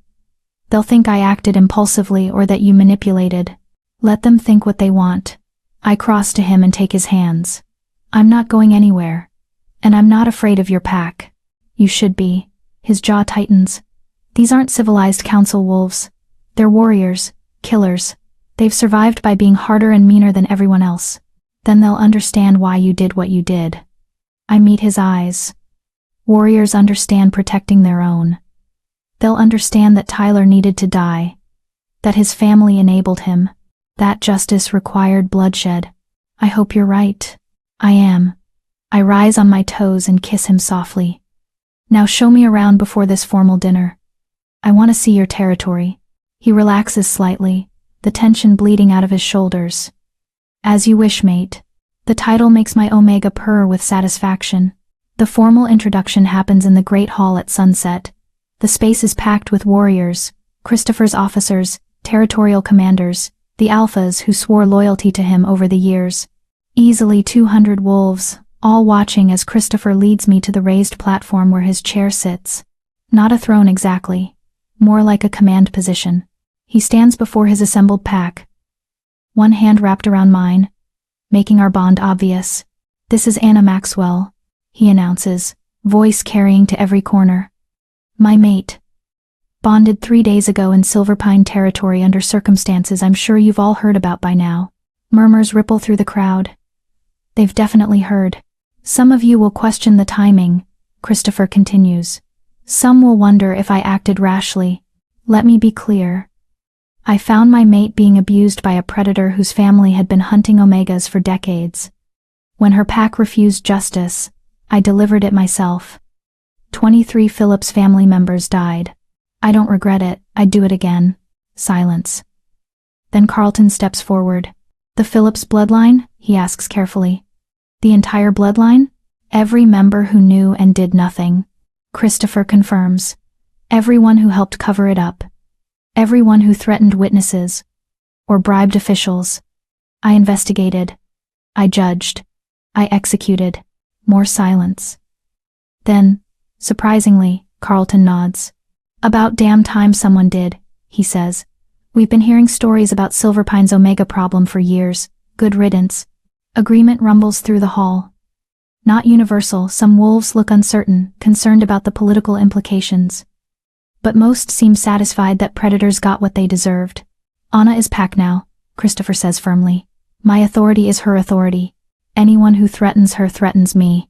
Anyone who questions her place here questions my judgment, and we all know how I handle challenges to my judgment. Several wolves unconsciously touch scars or look away. Christopher's reputation for dealing with dissenters is apparently well established. Welcome home, Anna. Someone shouts from the back. Others take up the call. Not everyone, but enough that the acceptance feels real instead of forced. Christopher pulls me closer, his arm around my waist. Through the bond, I feel his relief that his pack hasn't rejected me. His satisfaction that they understand why he did what he did. Feast, Carlton calls. The warlord has a mate. We celebrate. The hall erupts into motion tables being filled with food, ale flowing, warriors clustering in groups to discuss and debate and drink. Several approach to formally introduce themselves, to acknowledge the bond with stiff military courtesy. A few Omegas hover at the edges, watching me with expressions I can't quite read. Curiosity. Hope. Fear. Go talk to them, Christopher murmurs in my ear. They need to see you're not just a pretty thing, I claimed, that you're one of them. I squeeze his hand and cross to where 3 Omegas stand together. They're all dressed better than I ever was in Silverpine, clean clothes, no visible bruises, meeting my eyes without fear. Hi, I say simply. I'm Anna. The boldest one, a woman with short dark hair and calculating eyes, steps forward. Dominique, I run the Omega quarters here. She studies the mark on my neck, so it's true. You're actually bonded to him. I am. By choice? Her eyes narrow. Or because he decided you were his and that was that? By choice. I don't look away. He gave me justice no one else would. He made me safe. I chose to bond to him for that. Justice, Dominique repeats slowly. We heard he killed 23 wolves. That's not justice. That's a massacre. It's both, I say quietly. And if you'd lived through what I did, you'd understand why sometimes the only way to stop predators is to eliminate them completely. The 3 Omegas exchange glances. Then Dominique nods slowly. Welcome to the Northern Territories, Anna. If you need anything, if anyone gives you trouble, you come find me. Omegas protect each other here. Something tight in my chest loosens. Thank you. Don't thank me yet. Her smile is sharp. You're the warlord's mate. That comes with expectations. Responsibilities. You'll be expected to advocate for Omegas, to use your authority to improve conditions, to... I will, I interrupt. That's why I'm here. Not just to be Christopher's mate, but to make sure no Omega in this territory lives in fear the way I did. Dominique's smile widens. Good. Then we'll get along just fine. The evening continues: food, drink, introductions, political conversations I'm still learning to navigate. Christopher stays close, his presence a constant anchor through the bond. Every time someone looks at me wrong or asks a pointed question, I feel his protective instincts spike. By midnight, I'm exhausted. Christopher must sense it because he stands abruptly. My mate needs rest, he announces. We'll continue celebrations tomorrow. No one argues. We retreat to the northern wing, leaving the party behind. The moment the door closes, I lean against it and laugh. What? Christopher asks, concerned.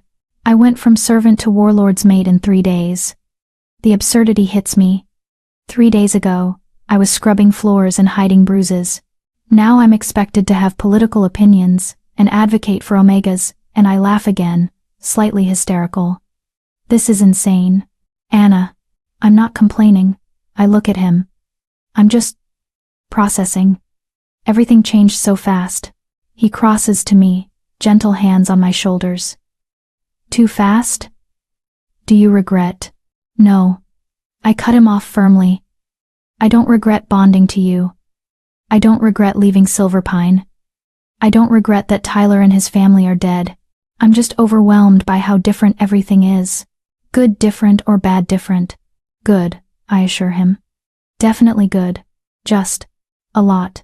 He pulls me against his chest, one hand in my hair. You don't have to be perfect at this immediately. You're allowed to learn. To make mistakes. To figure out who you are now, that you're safe. I breathe in his scent, pine and gunpowder and home. Who am I now? Mine, he says simply. My mate. My equal. The Omega the warlord committed genocide for. That's who you are now. I tilt my head back to meet his eyes. And if that's not enough, if I don't know how to be the person everyone expects, then be yourself. He kisses my forehead. The woman who stood in front of a council and named her abuser. The Omega who chose to bond with a monster because he made her feel safe. That's more than enough. Through the bond, I feel his absolute sincerity. He doesn't need me to be anyone other than who I am. I love you, I say, and realize as the words leave my mouth that they're true. I know it's fast and probably not logical and we barely know each other, but I love you too. His arms tighten. From the moment I saw those bruises and something in me decided you were mine to protect. That was it. That was when I knew I'd burn the world for you if necessary. You only had to burn 23 wolves, I point out. So far. His smile is dark. But the world should know. Anyone who threatens you meets the same fate as Tyler Phillips. I don't care how powerful they are or what territory they control. Touch my mate and die screaming. It should sound like hyperbole. It doesn't. He means every word. And God's help me. I love him more for it. Chapter 8. The Reckoning. The first real challenge to our bond comes 6 days after we arrive in the Northern Territories. I'm settling into a routine mornings with Dominique learning Omega politics, afternoons observing Christopher's command meetings, evenings where we're just Christopher and Anna instead of warlord and mate. It's peaceful in a way I've never experienced. Too peaceful, apparently. The messenger arrives at dawn with news that makes Christopher go absolutely still in that way that means violence is coming. What is it? I ask from where I'm braiding my hair by the window. Silverpine Pack has filed a formal complaint with the Territorial Council. His voice is carefully controlled. They're claiming I exceeded my authority, that the Phillips Bloodline massacre violates interpack law, that I should face trial. My hands freeze mid-braid. Can they do that? They can file anything they want. Whether it goes anywhere depends on whether other territories support them. He crushes the message in his fist. John is calling for a formal inquiry.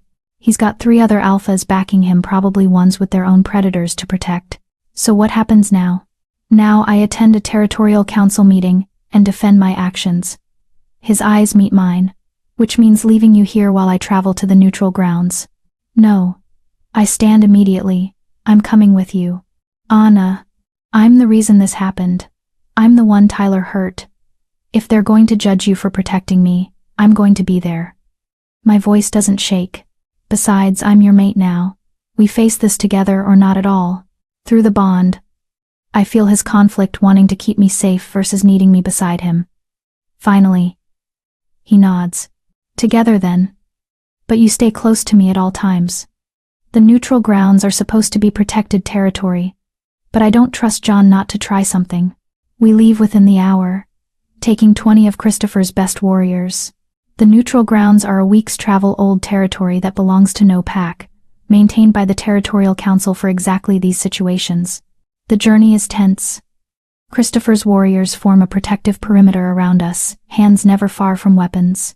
Through the bond I feel Christopher's cold calculation, running through scenarios, preparing arguments, planning for betrayal. What's the worst that can happen? I ask one night as we make camp. They could rule I exceeded my authority, strip me of my warlord title, exile me from the territories entirely. His jaw tightens. Or they could demand I hand you over to face charges for false accusations against the Phillips family. Ice floods my veins. They can't. They can try. His arm pulls me closer. They won't succeed. I'd burn the entire territorial council before I let them take you. Christopher. I mean it, Anna. His eyes burn gold. I don't care what laws I have to break or who I have to kill. You're mine. No one takes you from me. Ever. The possessiveness should frighten me. It doesn't. Not when I can feel through the bond how genuine it is. He's not claiming ownership, he's promising protection. There's a difference. What if we lose? I ask quietly. What if they rule against us and we have to run? Then we run. He says it simply, like it's already decided. My warriors are loyal to me, not the council. We'll take anyone who wants to come and build something new. Somewhere they can't touch us. You'd give up everything? Your title, your territory, your position? In a heartbeat. He cups my face. Anna, I've been warlord for 15 years. I've fought and killed and built an empire. And none of it matters as much as keeping you safe. None of it. I lean into his touch. I love you. I love you more. His forehead presses to mine. Which is why we're going to win this. Because losing means being separated from you, and that's not an option I'm willing to accept. We reach the neutral grounds on the 7th day. The council building is ancient stone and carved wood, built by the first territorial pacts centuries ago. 12 territories send representatives, alphas or their chosen proxies, all gathering to judge Christopher's actions. John is already there with his entourage. So is Alberto's widow, Catherine, dressed in mourning black and radiating rage. Several other alphas I don't recognize cluster in groups, whispering and watching as we arrive. Stay close, Christopher murmurs, as we dismount. Don't engage with anyone, unless I'm beside you. Carlton and Peter flank us immediately, a clear message that I'm under guard. We enter the council building together, boots echoing on ancient stone. The chamber is circular with 12 seats arranged around a central space, one for each territorial alpha. Christopher takes his seat, pulling me to stand beside his chair rather than in the gallery with other mates and attendants. The message is clear. Anna is not a spectator. She's part of this. John's eyes narrow when he sees me, but he doesn't comment. The council head, an ancient alpha named Jeffrey who's supposedly neutral, calls the session to order. We're gathered to address a formal complaint filed by Silver Pine Pack against Warlord Christopher Choi of the Northern Territories. Jeffrey's voice carries despite his age. The complaint states that Christopher exceeded his protection authority by massacring 23 members of the Phillips bloodline without trial or due process. How does the warlord answer? Christopher stands slowly, his authority filling the room. Not guilty. On all counts. You deny killing them? John asks sharply. I deny that it constitutes exceeding my authority. Christopher's voice is cold and precise. Under the Northern Territories Compact, Section 7, a visiting alpha with a protection claim has the right to eliminate immediate threats. Tyler Phillips was an immediate threat to my mate. His family enabled and protected him. They became threats by extension. That clause refers to defending against active attacks. One of the other alphas, Oliver Marr's cousin from a neighboring territory, argues. Not premeditated elimination of an entire bloodline. Define active attack, Christopher challenges. Because Tyler Phillips abused my mate for 3 months while Silver Pine's council did nothing. Every day they failed to stop him was an active attack they sanctioned through inaction. She could have left Silver Pine territory. Catherine speaks up, her voice shaking with grief and rage. She could have reported to other authorities. She didn't have to. She reported to her own council. I interrupt, surprising myself. She was dismissed. Threatened. Your husband told his colleagues I should be sent to the medical wing for evaluation. Where exactly was I supposed to go? Jeffrey's eyes fix on me. You're Anna Maxwell? Yes, council head. And you claim Tyler Phillips abused you for 3 months? I don't claim it. It happened. I pull down my collar, showing the faded marks that still linger. These are from him choking me until I passed out. I have scars on my ribs from where he broke them. I have. She's lying. Catherine surges to her feet. My son was innocent. This Omega fabricated accusations to get attention from a powerful alpha. Your son was a predator, Christopher snarls, his alpha power slamming into the room. Several wolves flinch. And you knew. You all knew. Silverpine Pack has a documented history of dismissed Omega complaints. Want me to present the evidence? He pulls out a thick folder, the same one he mentioned in Silverpine. Names, dates, testimonies he collected during his investigation. Omega Crystal Nolan, he reads. Reported Alberto Phillips' nephew for assault, dismissed by counsel, dead within a year. Omega Patricia Knox, reported Tyler Phillips, transferred to Border Patrol, killed by rogues. Omega Susan Arellano, reported Alberto Phillips himself, sent to medical wing for psychological evaluation, still there after 8 months, memory conveniently failing. He looks up, eyes burning gold. I have 12 names. 12 Omegas who reported Phillips' family members. All dismissed. 7 are dead. 3 are in medical care with mysterious memory loss. 2 fled the territory entirely. That's not coincidence. That's a pattern. The chamber erupts, alphas shouting over each other, some demanding to see the evidence, others claiming it's fabricated. Jeffrey slams his staff on the floor. Order. Silence falls slowly. These are serious accusations, Jeffrey says. If true, they suggest systemic failure in Silverpine's Omega protection protocols. If true, I hear myself say. Council head. I lived it. Crystal was my friend. She tried to report and they destroyed her for it. I watched it happen, and when it was my turn, I knew exactly what would happen if I spoke up. So yes, Christopher killed 23 wolves.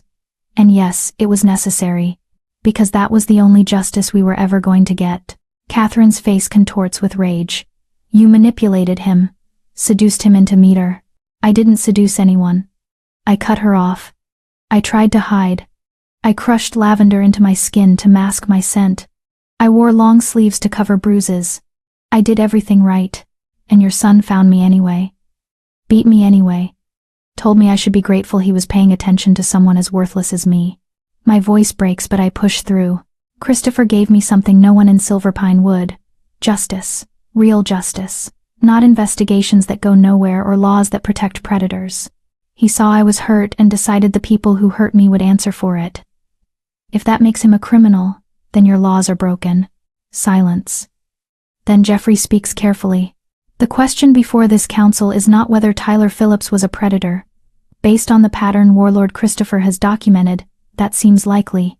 The question is whether eliminating an entire bloodline, including members who may not have directly participated in abuse, exceeds protection authority. They all participated, Christopher says flatly. Alberto covered it up. His mate Catherine knew and said nothing. Tyler's uncle bribed officials. His cousins intimidated witnesses. Even the teenage daughter helped Tyler establish alibis. I investigated each death individually.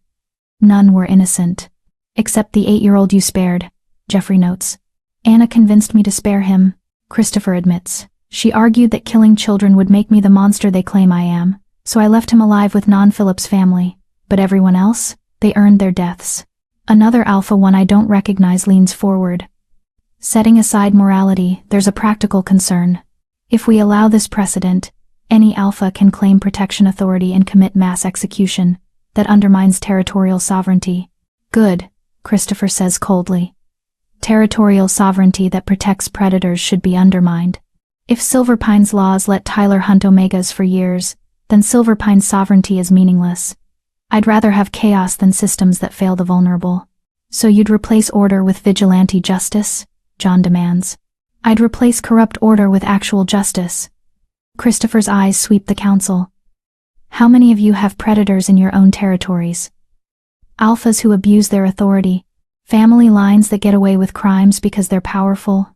Show of hands who here has dismissed Omega complaints, because prosecuting them was politically inconvenient. No one raises their hands. But I see guilt flicker across several faces. That's what I thought. Christopher's smile is sharp. You're not judging me because I was wrong. You're judging me because I exposed a system you all benefit from. Because if I can end a bloodline for abusing Omegas, what's stopping your Omegas from demanding the same justice? The implication hangs heavy. This isn't about one alpha exceeding authority. It's about whether the territorial system will protect predators or victims. Jeffrey is silent for a long moment. Then he speaks. This council will deliberate, Warlord Christopher and Anna Maxwell will withdraw while we discuss. Christopher stands, offering me his hand. We walk out together, warriors closing around us immediately. In the anteroom, I finally let myself shake. You did well, Christopher murmurs, pulling me close. You were perfect. I called out the entire council, I say into his chest. I basically accused them all of corruption. You told the truth. His hand runs through my hair. That's all we can do. Tell the truth, and make them face it. We wait for 2 hours. Long enough that my nerves fray to breaking. Long enough that I start imagining worst-case scenarios. Finally, Carlton appears. They're ready. We return to the chamber. The 12 alphas look grim, uncomfortable.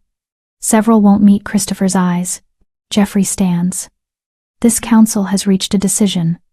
Warlord Christopher Choi, you are found not guilty of exceeding protection authority. Relief floods through me so fast my knees weaken. However, Jeffrey continues, you are censured for the method of elimination. The council acknowledges that the Phillips bloodline posed a credible threat. We acknowledge that Silverpine Pack failed in its duty to protect Omegas, but we cannot condone the wholesale execution of 23 wolves without any attempt at legal resolution. What does censure mean? I ask.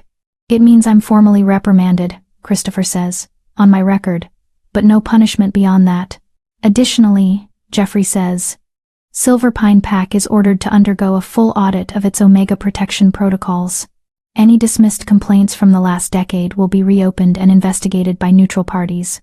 If more predators are found, they will face proper trials. John's face darkens, but he nods stiffly. This council also recommends strongly that all territories review their protection laws. The Phillips case exposed systemic failures that likely exist elsewhere. We must do better. He looks directly at Christopher. Your methods were extreme, but your cause was just. Let this serve as warning to any alpha who believes power protects them from consequences. The Territorial Council will no longer turn a blind eye to abuse. It's not perfect, but it's something. Thank you, Council Head, Christopher says. We're dismissed. Released. Free to return to the Northern Territories without penalty. As we walk out, Catherine stops us in the corridor. This isn't over, she hisses. My family is gone because of you. I'll make you pay. Both of you. Christopher steps between us. Try it.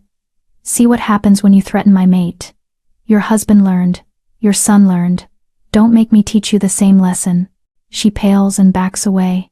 Outside, the sun is setting. Christopher's warriors cluster around us, relief obvious in their postures. Home? Devon asks. Christopher looks at me. Home. We ride through the night, pushing hard to put distance between us and the neutral grounds. By dawn, we're back in Northern Territory, and by evening, we see the fortress rising from the mountainside. Home. Actually, truly home. As we pass through the gates, pack members emerge to greet us. They heard the verdict through messenger wolves. They know we won. Dominique catches my eye and grins. Told you. Omegas protect each other here, and you protected all of us by making them face what they've ignored. That night, alone in our quarters, Christopher pulls me against him. It's really over, I whisper. We won. Tyler's gone, his family's gone. The council ruled in our favor. It's actually over. It's over, he confirms. You're safe. Finally, completely safe. I tilt my head back to look at him. What happens now? Now? His smile is soft. Now we live. Build a life together. Make sure no Omega in our territory ever fears the way you did. Create something worth protecting. Just that, I tease. Just that. He kisses me gently. Justice is served. The predators are dead. The system is being forced to change. Now we get to be happy. If you want to be. I want to be, I say. With you, always with you. Then that's what we'll do. His arms tighten. Live, love, protect what's ours. And if anyone threatens that, you'll end them. I finish. I know. You'll help me end them, he corrects. We're partners now. Equals. Your justice is my justice. Your battles are my battles. Through the bond, I feel his absolute sincerity. We survived, Tyler. We survived the council. We survived everything thrown at us. Now we get to build something better from the ashes. Chapter 9. The New Order. 3 months after the council's ruling, I wake to snow falling outside our window and Christopher's arm heavy across my waist. Life has settled into something I never thought possible. Peaceful. The Northern Territories thrive under Christopher's leadership. But things are different now. Better.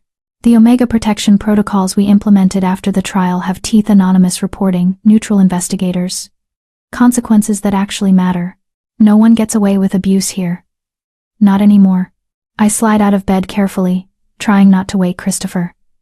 He's been up late every night this week dealing with territorial disputes, and he needs the rest. Where are you going? His voice is rough with sleep, arm tightening around my waist to pull me back. Omega Council meeting this morning. Dominique wants to discuss expanding the safe houses to border territories. He makes a disgruntled sound but releases me. Come back to bed after? Maybe. I lean down to kiss him. If you're good.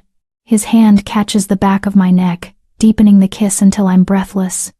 I'm never good. No. I agree, pulling away with effort. But you're mine. Through the bond, I feel his satisfaction at that claim. The Omega Council meets in what used to be a storage room but is now our headquarters. Dominique leads it. But I attend every session, using my position as the warlord's mate to push for changes that matter. Today we're discussing reports from other territories. 3 Omegas from neighboring packs have requested sanctuary, fleeing situations similar to what I endured. The council wants to grant it. Christopher's support means they can.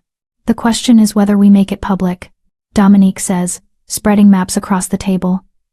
If we advertise that we take in abused Omegas, we'll be flooded with requests. Can we handle that?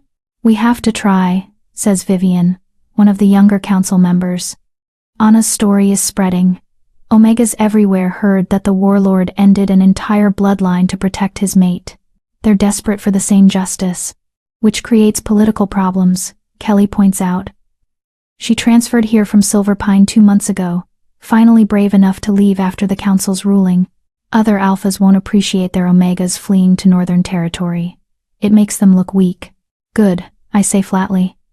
If they didn't want to look weak, they should have protected their Omegas better. We're not responsible for their reputation. Dominique grins. Spoken like a warlord's mate. But Kelly's right, we need to be strategic. Taking in refugees is one thing. Advertising it openly is declaring war on every alpha who abuses their power. Then we declare it quietly, I suggest.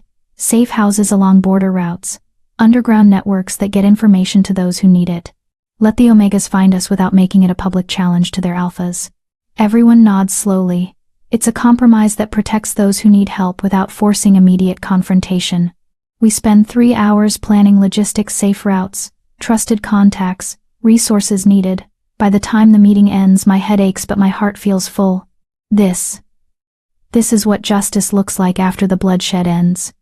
Building systems that prevent the next Tyler instead of just punishing the last one. I'm halfway back to the northern wing when Carlton intercepts me. Anna. We have a situation. His expression is grim. You should come to the command room. My stomach drops. What kind of situation? The kind Christopher needs his mate for. I follow him to the command center where Christopher stands over a map, surrounded by his senior warriors. His face is carved from stone, eyes burning gold. What happened? I ask immediately. He looks up, and through the bond I feel his cold rage. Silver Pine Pack is requesting aid. They're under attack by rogues. My breath catches. How many? 50. Maybe more. Organized assault, not random violence. Peter points to marks on the map. They hit the border patrols first, then move toward the fortress itself. John's calling every ally he has. And he called you? I can't keep the disbelief from my voice. After everything, territorial alliances don't dissolve because of personal disputes, Christopher says tightly. If Silver Pine falls to rogues, it destabilizes the entire region. Other territories are already mobilizing, so you're going to help them. Not a question. I'm considering it. His eyes meet mine. But I want your input first. These are the wolves who let Tyler hurt you, who dismissed your complaints, Who tried to have me tried for protecting you? Do we risk our warriors to save them? Every eye in the room turns to me. This is a test not of my loyalty, but of my judgment. Christopher's asking if I can separate personal grievance from strategic necessity. I think about Crystal. About the Omegas who died because Silverpine's leadership failed them. About the ones still there, still vulnerable. The Omegas, I say slowly.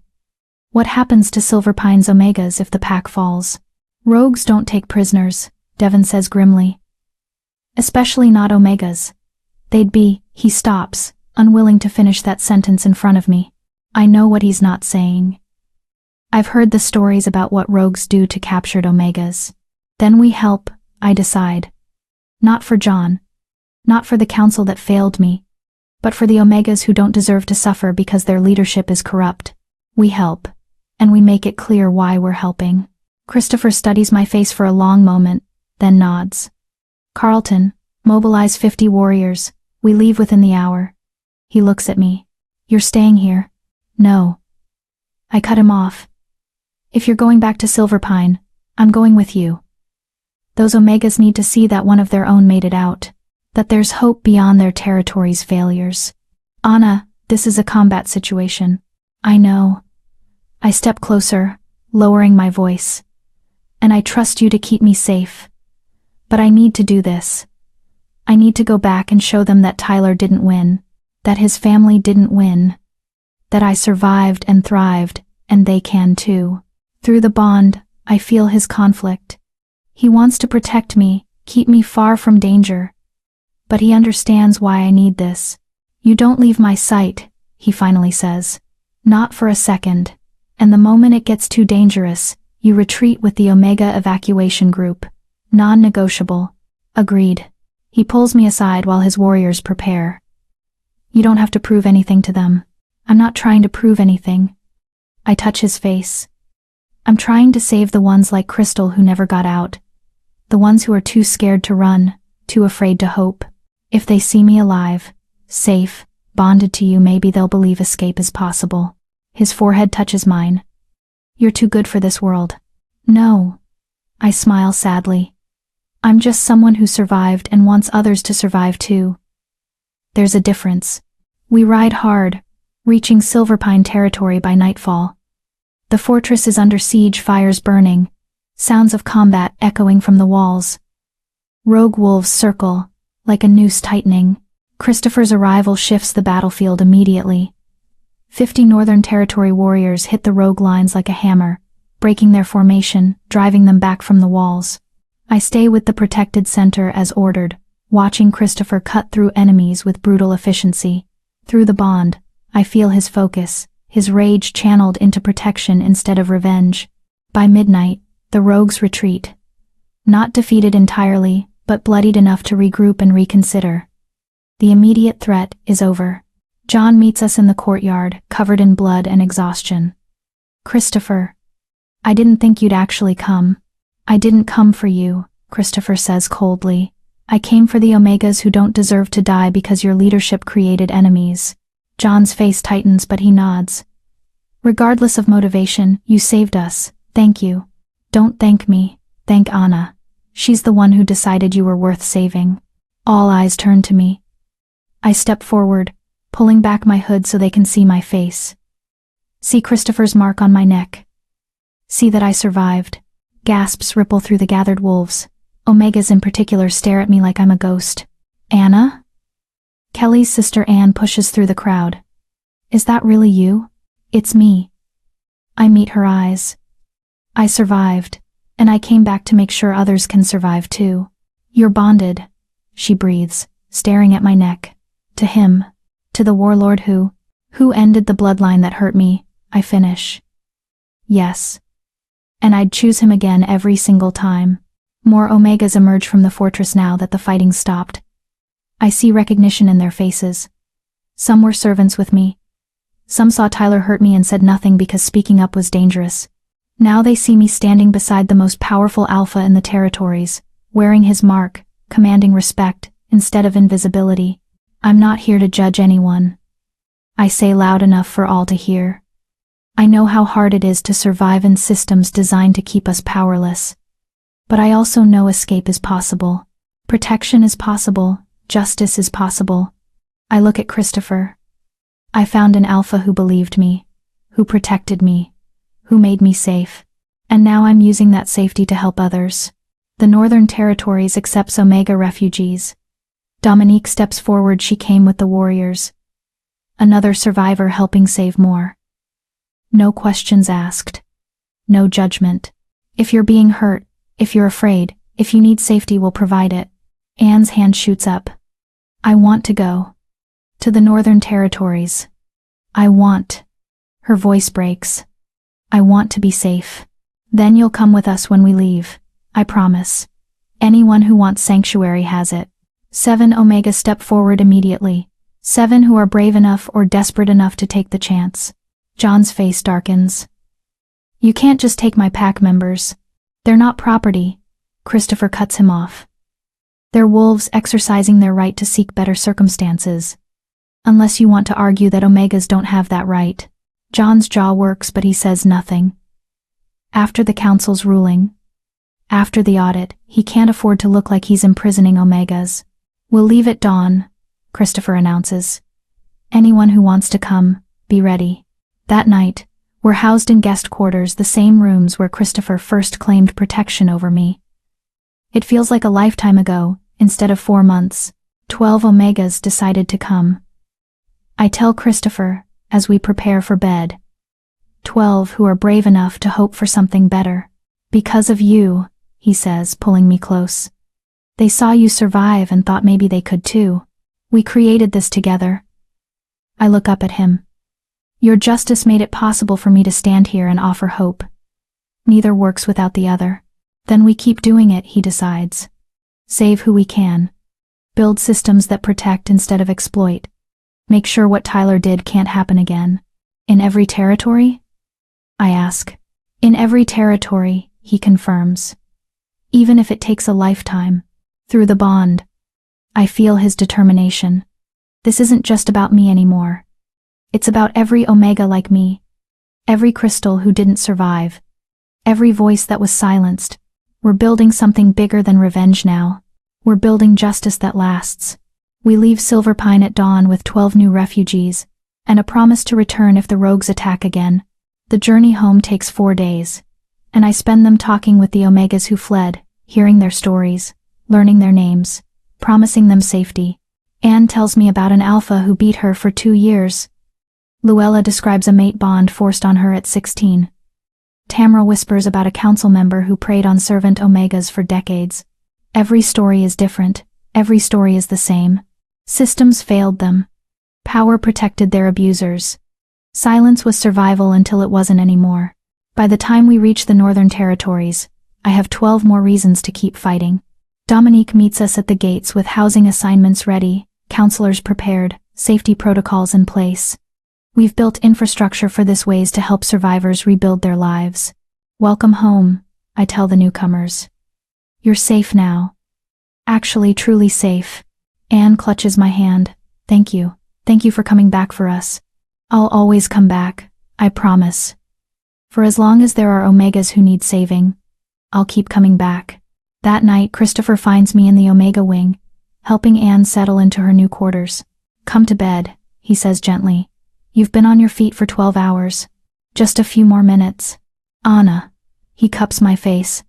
You can't save everyone in one night. Let them rest. Let yourself rest. I lean into his touch, exhaustion finally catching up. There are so many more. In every territory. How many crystals? How many Annas? How many are still hiding bruises and hoping someone notices? We'll save as many as we can, he promises. But you have to pace yourself. You're no good to them if you burn out. He's right. I know he's right. We return to our quarters where I collapse into bed fully clothed. Christopher undresses me gently, tucking blankets around me like I'm something precious. I'm proud of you, he murmurs against my hair. What you did in Silverpine. Standing in front of everyone. Offering hope that took courage. You gave me that courage, I mumble, already half asleep. By showing me I was worth protecting. You were always worth protecting. His arms tighten. The world just needed to catch up. Through the bond, I feel his love, his pride, his determination to keep building this life we've created. We started with violence and bloodshed, but we're building something better in the aftermath. One Omega at a time. One territory at a time. Until no one else has to hide bruises or fear the wolves who are supposed to protect them. It won't be easy, but it's worth fighting for. Chapter 10. The Aftermath. 6 months after the Bloodline fell, I plant roses where they burned. The execution site is on the edge of Silverpine territory, a clearing that locals avoided for weeks after Christopher's purge, like the violence had soaked into the earth itself.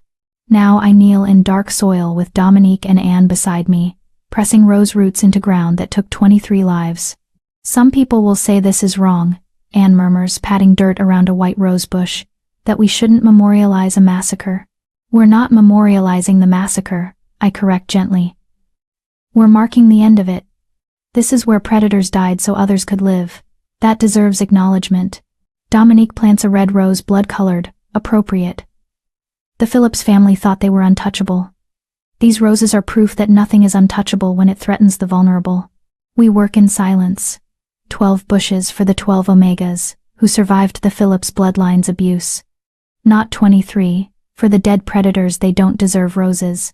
But 12 for the ones who lived, who fled, who found safety in the Northern Territories after Christopher made it possible. Crystal's sister came with us today. She plants a pink rose with shaking hands. Crystal would have loved this, she whispers. She always said someone needed to stop them. She just didn't think anyone actually would. Christopher did. I touch the mark on my neck, faded now but still visible, still binding. And he'd do it again for any Omega in the same situation. Would he really? A new voice asks. I turn to find John standing at the clearing's edge, looking older and more worn than he did 6 months ago. The siege, the council audit, the loss of 12 Omegas to Northern Territory, all of it has aged him. Yes, I answer without hesitation. He would. That's who he is. John steps into the clearing, studying the roses. You're turning an execution site into a garden. I'm turning unnecessary violence into something that grows. I correct. These roses will bloom every spring. They'll remind everyone what happens when predators aren't stopped by law. When systems fail the vulnerable, someone will step in.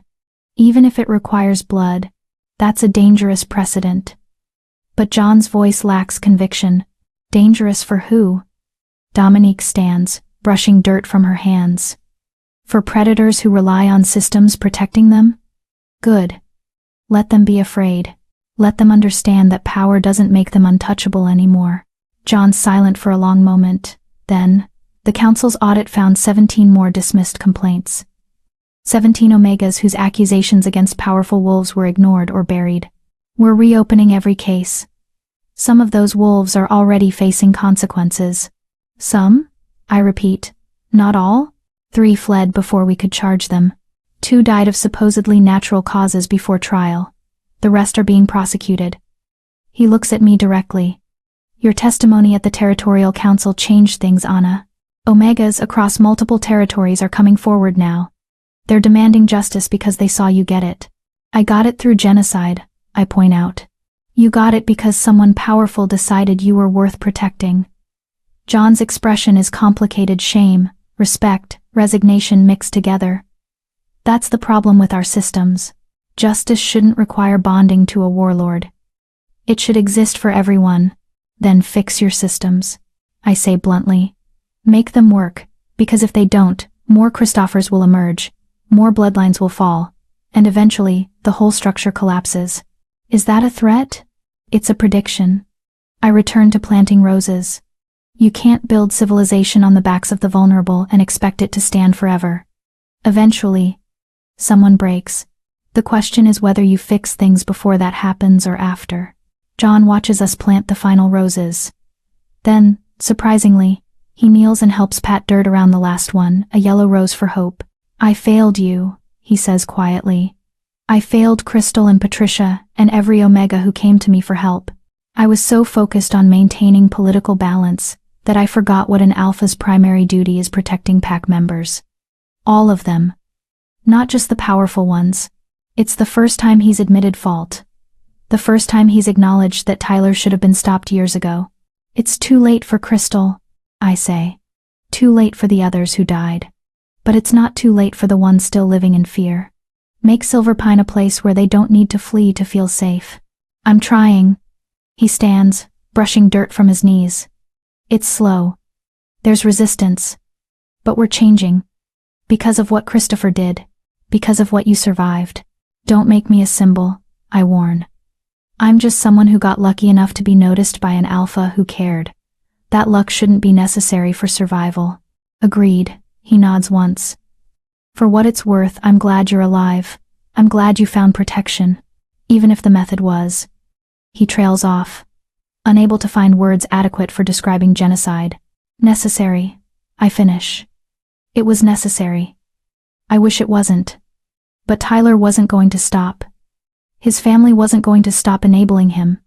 Someone had to end it. And you chose Christopher for that role. Christopher chose himself. I correct. The moment he saw bruises on my wrist. I just accepted what he was willing to do. John leaves without another word. We finish planting in silence. By sunset, 12 rose bushes stand in a circle around the clearing. In spring, they'll bloom white and red and pink and yellow. Life growing from death, beauty marking violence. It's done, Dominique says, stepping back to survey our work. No. I shake my head. It's just beginning. These roses are a promise. To every Omega who thinks escape is impossible, it's not. To every predator who thinks power protects them, it doesn't. This is the beginning of something better. Christopher finds me at the clearing after dark, drawn by the bond that always knows where I am. Planting roses? He asks, wrapping his arms around me from behind. Marking territory. I lean into his warmth. Letting everyone know what happened here matters. That it changed things. It did change things. His chin rests on my head. 4 territories have reformed their Omega protection laws in the last 6 months. 2 council members resigned over the audit findings. Silverpine isn't the only pack dealing with consequences. Good. I turn in his arms to face him. Your violence broke something open that needed breaking. Now we build something better in its place. We? He smiles slightly. When did this become we? When you bonded me. When you made me your equal. When you gave me authority to speak for Omegas across territories. I touch his face. I was a servant hiding bruises 6 months ago. Now I'm advocating for policy changes and offering sanctuary to refugees and planting memorial gardens. That's we, Christopher. That's what we built together. Through the bond, I feel his pride, his love, his continued amazement that I chose him despite everything. Any regrets? He asks the question he's asked a dozen times over the past months. None. My answer never changes. Do you regret it? The killing, the consequences, the way everything changed? He's quiet for a moment, considering honestly. I regret that 23 wolves had to die. I regret that justice required blood. I regret that children grew up in that bloodline and learned to be predators, because that's what their family taught them. He pauses. But I don't regret protecting you. I don't regret making you safe. I don't regret that Tyler and his enablers can never hurt anyone again. So, complicated regrets. I guess. That's honest, I say. You deserve honesty. His hands frame my face. You deserve an alpha who admits that violence was necessary but not good. Who acknowledges that we did something terrible for the right reasons. Who doesn't pretend genocide is ever clean or simple just because the targets were predators. I love you, I tell him. Monster and all. Regrets and all. Violence and all. I love you too. He kisses me softly. My mate. My conscience. The Omega who made me better by refusing to let me be anything less than honest about what I am. We stand in the clearing until full darkness falls, surrounded by roses that will bloom in spring. 2 weeks later, I discover I'm pregnant. The healer confirms it with a smile that suggests she's been expecting this. About 6 weeks along. Healthy. Strong heartbeat already. I sit on the examination table, hand pressed to my stomach where nothing shows yet but everything has changed. A child. Christopher's child. A life we created together in the aftermath of death. Does Christopher know? The healer asks. Not yet. My voice sounds distant to my own ears. I just found out. He'll be thrilled, she assures me. Protective as hell, but thrilled. I laugh because she's right. Christopher's protective instincts are already overwhelming. Adding pregnancy to the mix might actually be dangerous for anyone who looks at me wrong. I find him in the training yards, sparring with Devon. They stop when I approach, both of them immediately alert to my emotional state through whatever alpha sense detects these things. Anna? Christopher's at my side instantly. What's wrong? The healer. I'm pregnant. I blurt out before I can overthink it. He goes absolutely still. You're... what? Pregnant. About 6 weeks. The healer confirmed it. My hand stays pressed to my stomach. We're having a baby. For 3 seconds, he doesn't move, doesn't speak, doesn't even breathe. Then he's lifting me off the ground, spinning me in a circle, laughing with pure joy. We're having a baby. Devon, whoops. Other warriors notice and the news spreads like wildfire.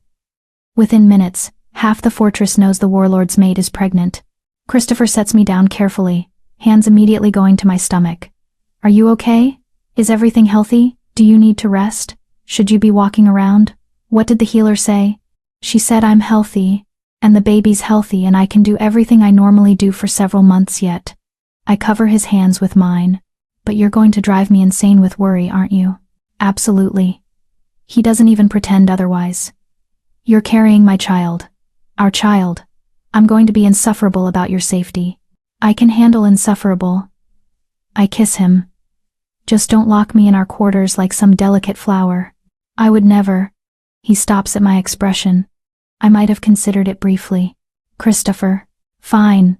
No locking you up.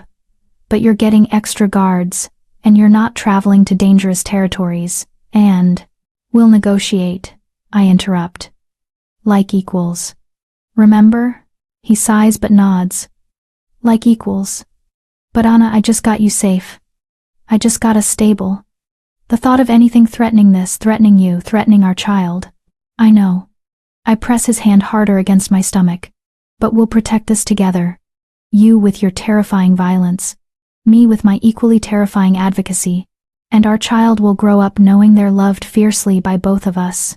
Our child, he repeats, wonder in his voice. We're really doing this? We're really doing this.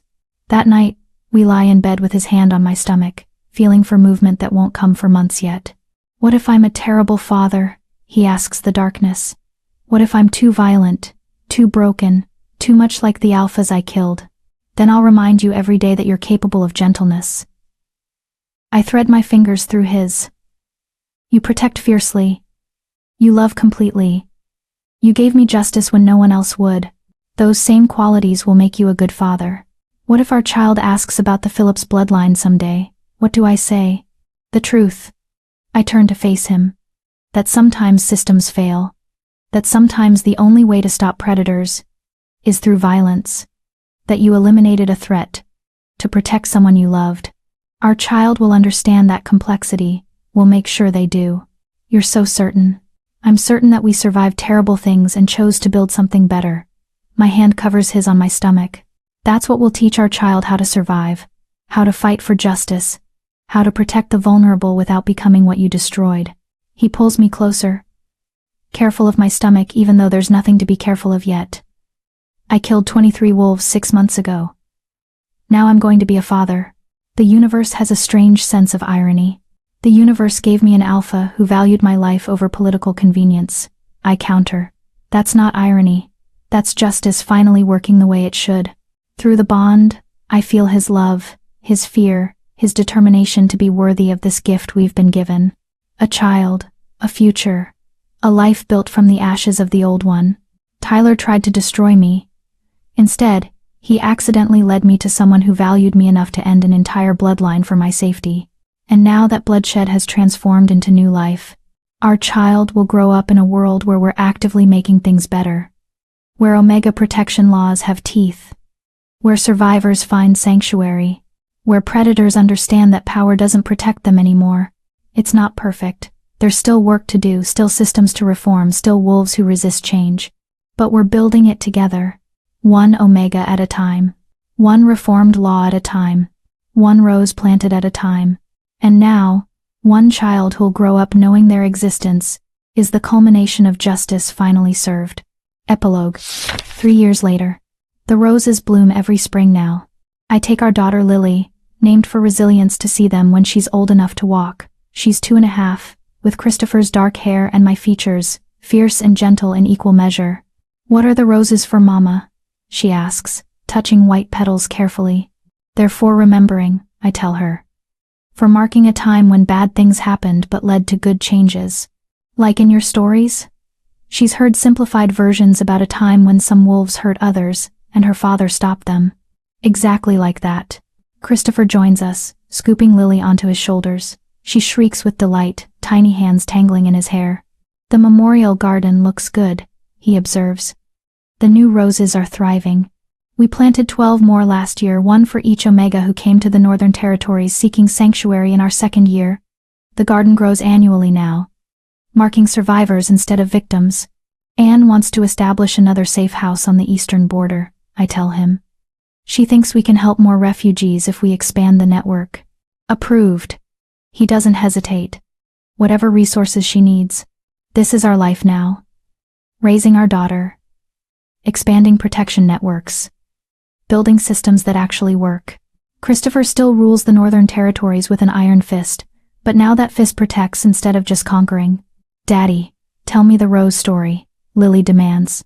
Christopher exchanges a glance with me. We've been preparing for this the day she's old enough to start asking real questions.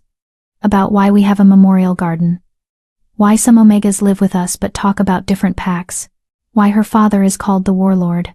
"Once upon a time," he begins, "your mother was hurt by bad wolves. She was very brave and told the truth about them. But her pack didn't help her. So I did." "How?" Lily asks. "I made sure the bad wolves couldn't hurt anyone ever again." He sets her down, kneeling to her level. "Sometimes, protecting people requires difficult choices. I made those choices so your mother and others like her could be safe." "Were you scared?" she asks. "No, I was angry. But your mother taught me that anger can build good things if you use it right. We planted these roses to show that even when scary things happen, beautiful things can grow after." It's a simplified version. Someday she'll learn the full truth that her father committed genocide, that 23 wolves died in a single night, that justice came wrapped in bloodshed. But for now she understands the core lesson. Protect the vulnerable, even when it's hard. Especially when it's hard. We walk back to the fortress hand in hand, Christopher, me, and Lily between us. The garden behind us blooms with life built on death. Some will always say what Christopher did was wrong, that nothing justifies wholesale execution, that there must have been another way. Maybe they're right, but I'm alive because he didn't wait to find that other way. Crystal and Patricia and all the others who died waiting for justice, they deserved someone who acted instead of deliberated. Tyler's bloodline is extinct. The Phillips name means nothing now, except a cautionary tale about what happens when predators hide behind power. And I'm here, alive, bonded to an alpha, who values me enough to burn the world if necessary. Raising a daughter who'll grow up understanding that justice sometimes requires violence, that systems fail, that protecting the vulnerable is worth more than political convenience. Would I change anything? No. I'd burn 23 wolves again if it meant Lily grows up safe, if it meant other Omegas find sanctuary, if it meant the next Crystal gets justice instead of a convenient death. Some bloodlines deserve extinction. Mine deserves to thrive. And the roses bloom every spring to remind everyone which is which. So, dear viewers, here's the question I need you to answer honestly. If you were Anna, would you have chosen the alpha who killed 23 wolves for you? Or would the bloodshed have been too much, even if it meant your safety? Drop your answer in the comments. I'm genuinely curious where you draw the line between justice and revenge. And if this story kept you hooked from that first bruise to the final rose, show some love with a like. Your support helps me bring more complex, unapologetic stories